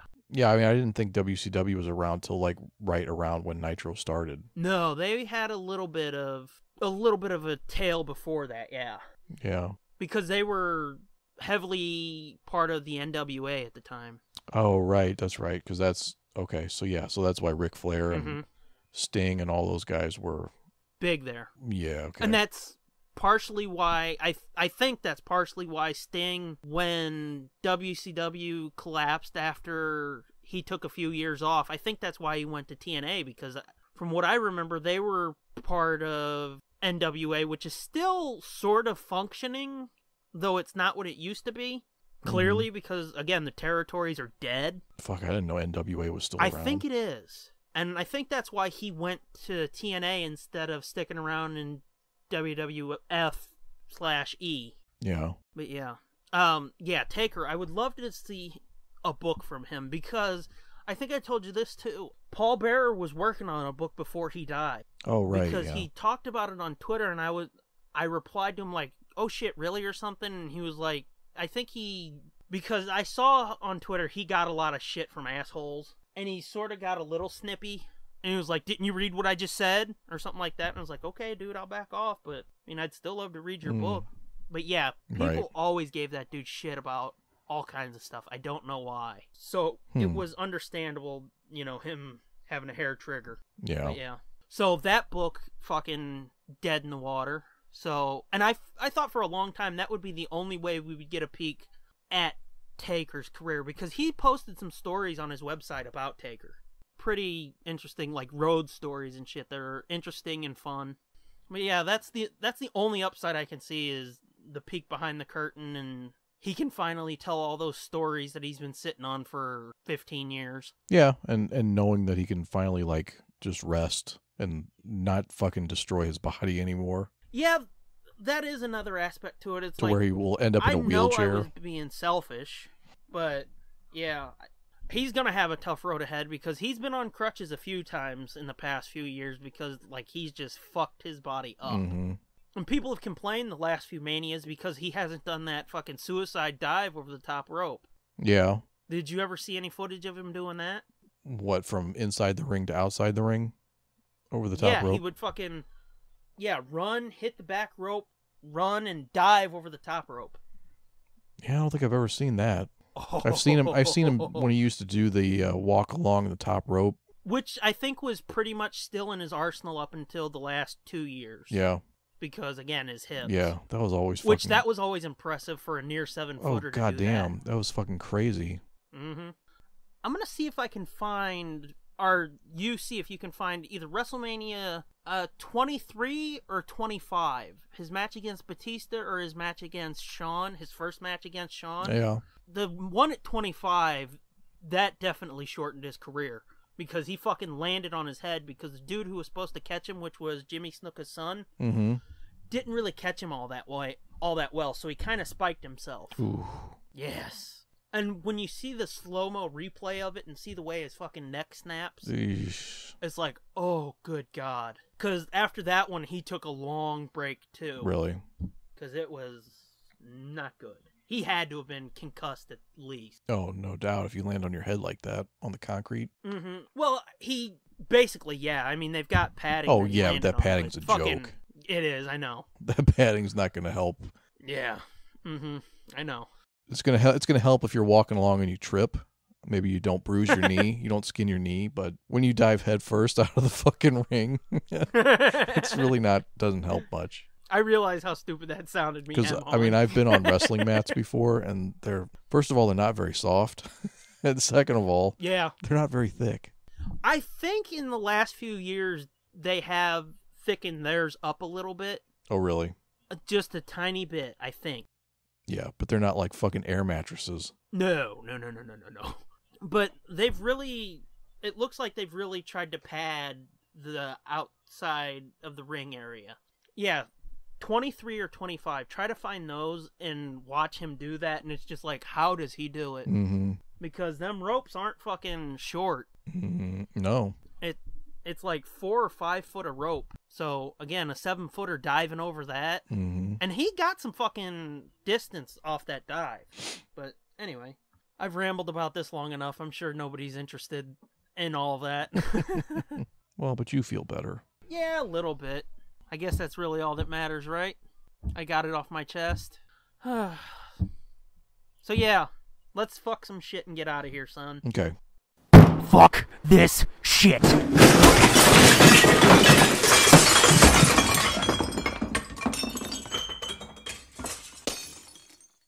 YouTube, and not just like the company, which I've got a big problem with them. Because you sparked this one earlier. I did? Yeah, when you told me about it and what you said was, how the fuck do people make money off of that? Oh, yeah, okay, yeah. It's YouTube, the people who post on YouTube, and the people who fucking watch on YouTube. First, let's go with the company, because apparently they've made policy changes lately. You can't monetize your channel or videos anymore until you reach either 1,000 or 10,000 subscribers. Oh, no shit. Yeah. Okay. Which it's just like, how the fuck are you supposed to get 10,000 subscribers? My channel's been going for 4 years this May 27th. Yeah. I've got 86. I haven't posted on it in the last year, granted, but still, I put in hundreds of hours of work on those videos. Not one of them, except for What's Your Emergency, has more than, like, 550 views, I don't think. And I've got 86 subscribers. That's it. Mm-hmm. So, how the fuck am I supposed to get the other 909,000 and whatever? Either 900 or 9,000. How am I supposed to get those other ones? How the fuck am I supposed to do that if I was able to monetize my channel? How the fuck am I supposed to do that and fucking make anything off of it? Okay, that's one aspect of it. The people who post on it, just because they really need to crack down, because there's a lot of fucking cocksuckers posting comments and shit on YouTube. Well, yeah. You know? I mean, that's an infamous troll breeding ground. They really need to fucking crack down on that shit. Because if you see some of those fucking comments on there, it's just like, you turn into me, it's just like, I have no hope for humanity. Mm-hmm. Yeah. Like, we are done. And then the other thing is... The people who watch? Well, I mixed that up. Okay. I said the people who post. I meant the people who watch. But this one's the people who post and the people who watch. You're gonna fucking tell me it's more interesting to watch some idiot and their fucking stupid bastard kids with rows of fucking teeth just walk around their house all day doing goofy shit, that you're gonna fucking 10,000 people are gonna subscribe to them and you're gonna watch those fucking assholes daily and give them thousands of views per day, but you're not gonna watch somebody who's... And I'm not even talking about me, because my shit, I know my shit's fucking limited. You know, it's just fucking basic, simple, bad pictures with me fucking doing wacky voices over it. So, it's not even talking about me. But you've got people who'll fucking post original music on there. You got people who fucking post basically fucking short films and movies on there. Mm-hmm. And they fucking get, you know, maybe 100 subscribers if they're lucky, 1,000 watches on a video. Now they can't earn anything off of it. You're gonna tell me it's more entertaining to watch these fucking idiot families and shit on there vlogging, just doing daily diary update bullshit, than it is to watch somebody with talent and skill put their heart into this shit, like hours and hours and hours of heart, talent, skill, passion, just fucking rip their hearts out and slap it on YouTube. That's not as interesting as some asshole and their family. What the fuck? Yeah, apparently not. It's this reality show culture that we live in, where it's like, oh, I want to watch fucking nobodies do stupid, boring shit, or fucking, I want to see somebody who's famous for sucking a dick on camera drive around and bitch about mayonnaise on her cunt. That's more interesting to me than somebody with talent. Holy shit. You people need help.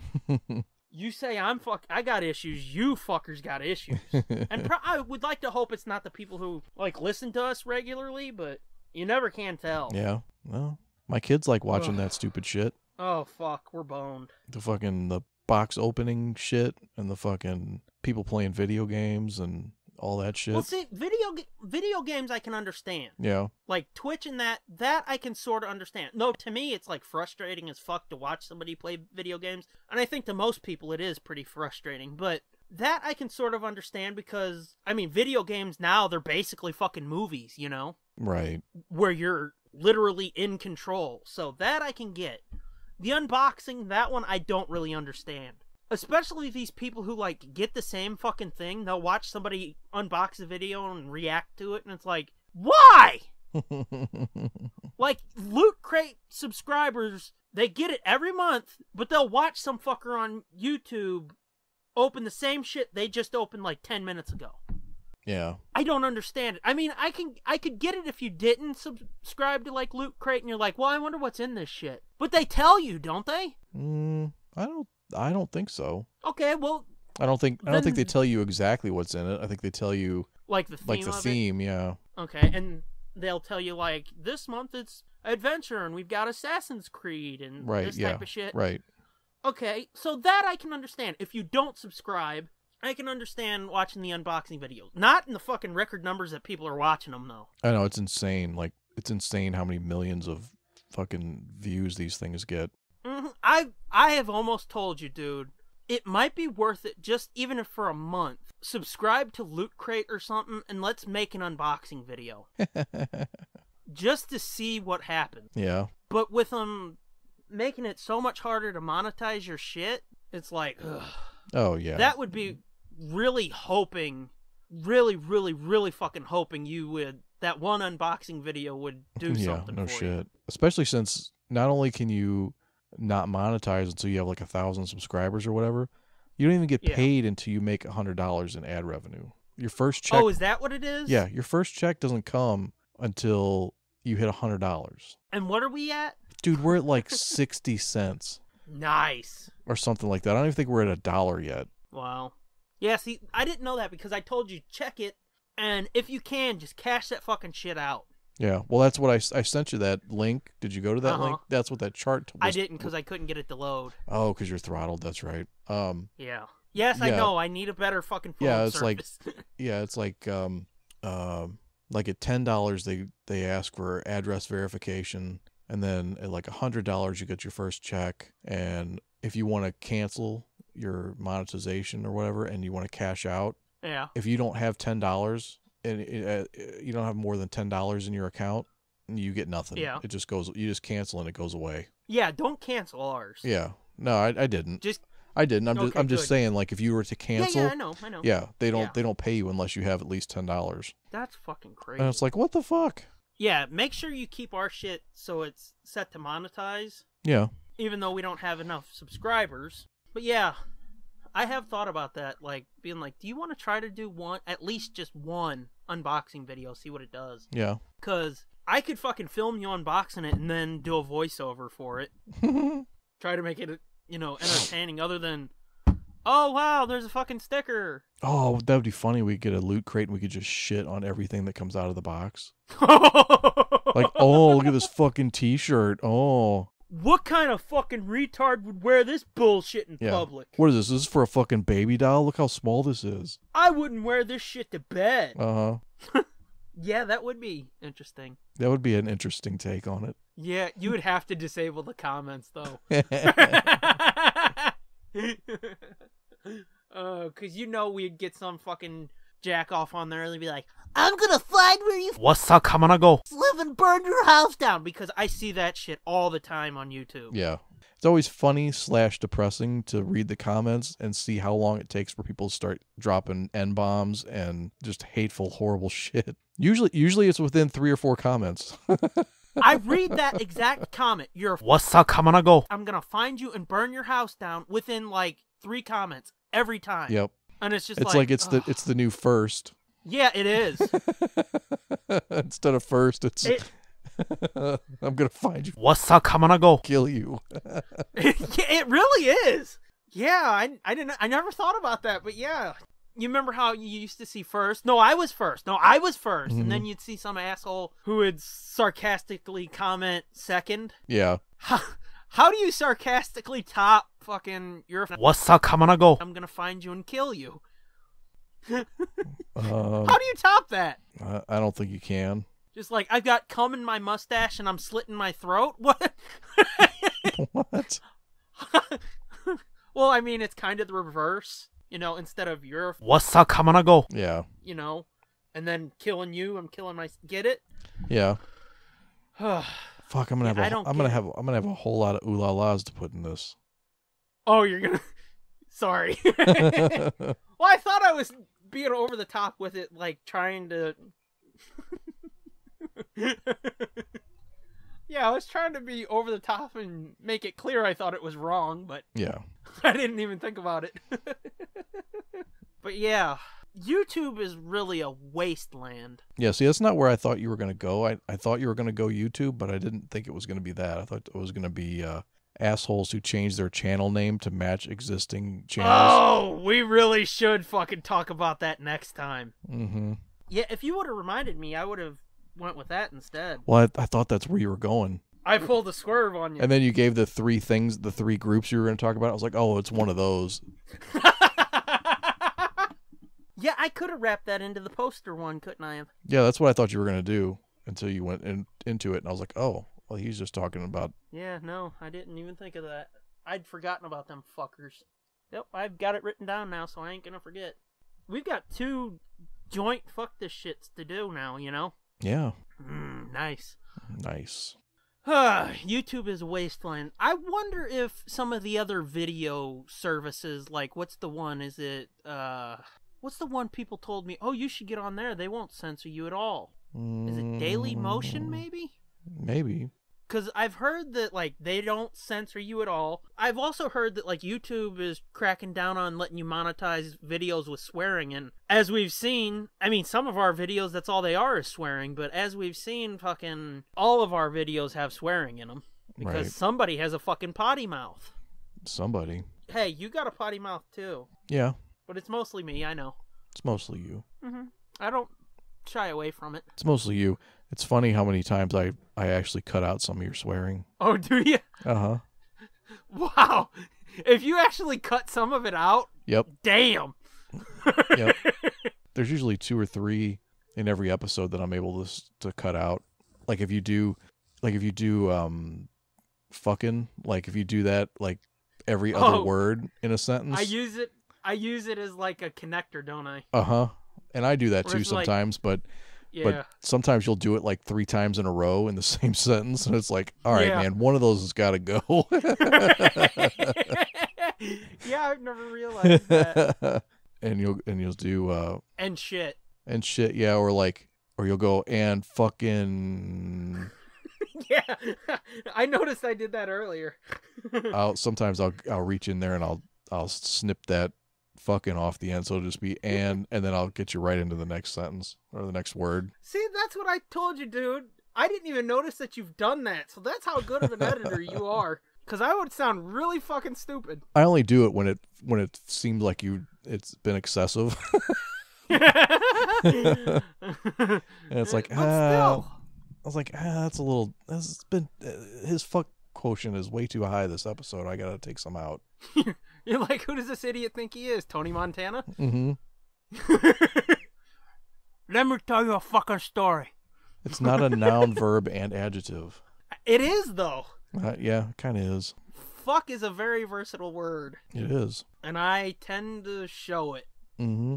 That's why I sent you that video. Or you probably didn't even get to watch it because you're throttled, right? Which video? The Batman thing or whatever? No, the one I sent last night when I said I didn't know you were a songwriter. Yeah, no, I didn't get to watch that. Oh, I fell down the rabbit hole of these of some new music. Okay. And this guy I found is Wednesday 13, Okay. and he's kind of like a punk Rob Zombie-ish type trashy metal punk band, you know. This one song is I Like to Say Fuck. I saw the link, yeah. I like to say fuck. It was pretty good. Did you see my reply to you Yeah. about that this morning? Yeah, I saw it. So I thought it was like, you knew I wrote music, hey! Trying to play a bit of a pitiful retard. Yeah, I didn't realize you didn't get the full joke though. Nah, no, I didn't. Yeah, that sucks. I didn't get the full joke, so I tried to make a lame joke of my own. Gotcha. Yeah. That's what I've said, though, in the past, though. It's like, you're a really good editor because you've made me, and now I'm really realizing it, you've made me sound a little bit less stupid. Because I do know that I say fucking is like a connector, and I'll say and shit as a connector. Yeah, so do I. It's almost like Kev with and whatnot. And whatnot, yeah. Because I've heard him talk about saying, oh, I just use that as like a filler to connect the two thoughts. All right. Thank yous and whoring, right? Right. Our thank yous, as always, go to @theJSarge for our music at the top of the show and for Pimp Spot. Thanks to @Sherry Says for our logos for the main show and for the commentaries, which, remember, keep an eye out for the commentaries every month on the 10th. Yep. And then thanks to @JP Montgomery, just the wonderful photographer who hopefully we'll be doing some more stuff with soon. It would be so fucked up if she's like, I'm tired of you assholes, I don't want nothing to do with you, and we've been pimping her so hard lately. Yeah, really. She's going to blow up soon and then not do anything with us. Well, not just that, just like, you two are annoying before she even blows up. You know? Yeah. Yeah, that's always a possibility. I mean, possibility. It's likely, because, I mean, I would never blame anybody for being like, you're an annoying asshole to me. Yeah, did you see the well, I'm sure you have seen it. I think you retweeted it. Thanks for throwing that out there. that one of the latest pictures, that nicotine picture. The bathtub with all the cigarettes? Yeah. Mm-hmm. You don't know how hard it was for me to not quote that tweet and hashtag it got milk because I didn't want to be a pig. Oh, I'm guessing juggy. Yeah. That's immediately what I thought of would be a fucking hilarious, well, not hilarious for everybody probably, but to me that was fucking funny that I would quote it and hashtag got milk, because she hashtagged it nicotine. Yeah. But then I was like, nah, you're going to sound like a real fucking dick. So I didn't. Yes. Oh, yeah, it's funny. You wouldn't believe how many times... I didn't want it to come across as being an asshole or a pig. Yeah. Well, I mean, even though I've posted, like, fucking Doomy Got Sweet Cum tweets, you would be surprised the shit that I do censor. Yeah. When, like I said, when I'm letting shit like that out... Yeah. I mean, yeah. I have a few tweets like that, and it depends on who the person is. If I know them well enough to know that they'll know it's a joke... Yeah. I'll do it, but for the most part, it's just like, why chance it? Right. Yeah, that's kind of how I felt. I was like, yeah. I already know that they have problem with creepers and stuff, so I'm not gonna be like a. Yeah. I don't want to come across like I'm being fresh. I feel you. Now it's time for our bullshit, right? Right. You can find us on iTunes, Google Play, Stitcher, TuneIn, SoundCloud. We're part of the High Altitude Podcast Network, and you can find everything we do at nerdblitz.com. Search Nerd Blitz on YouTube and find the one that's actually us. We'll talk about it next time. Buy yourself some merch. We've got a couple new designs. Well, I guess they're not really new anymore, but we may have some more new designs soon. Go to redbubble.com/people/nerdblitzpod/shop. Find all kinds of cool shit there, merch-wise. Camping Trip and the Nerd Blitz pilots. Find those at tsdjaproductions.bandcamp.com.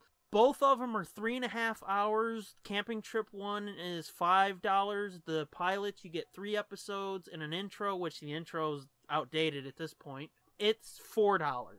So you got fucking 7 hours of content for $9. Not a bad deal. Follow me on Twitter. I'm at the Scooby Doom. You're at Fitzman73. And together we're at Nerd Blitz Pod. Is there anything fucking else we need to talk about? Lots of stuff. Well, I mean on this episode, because I don't think we want to put out another 3.5 hour episode, do we? Nah, not tonight. So, on that note... Bye. Come back next time, our sanity... That's not a good droopy. Oof. Come back next time, our sanity depends on it.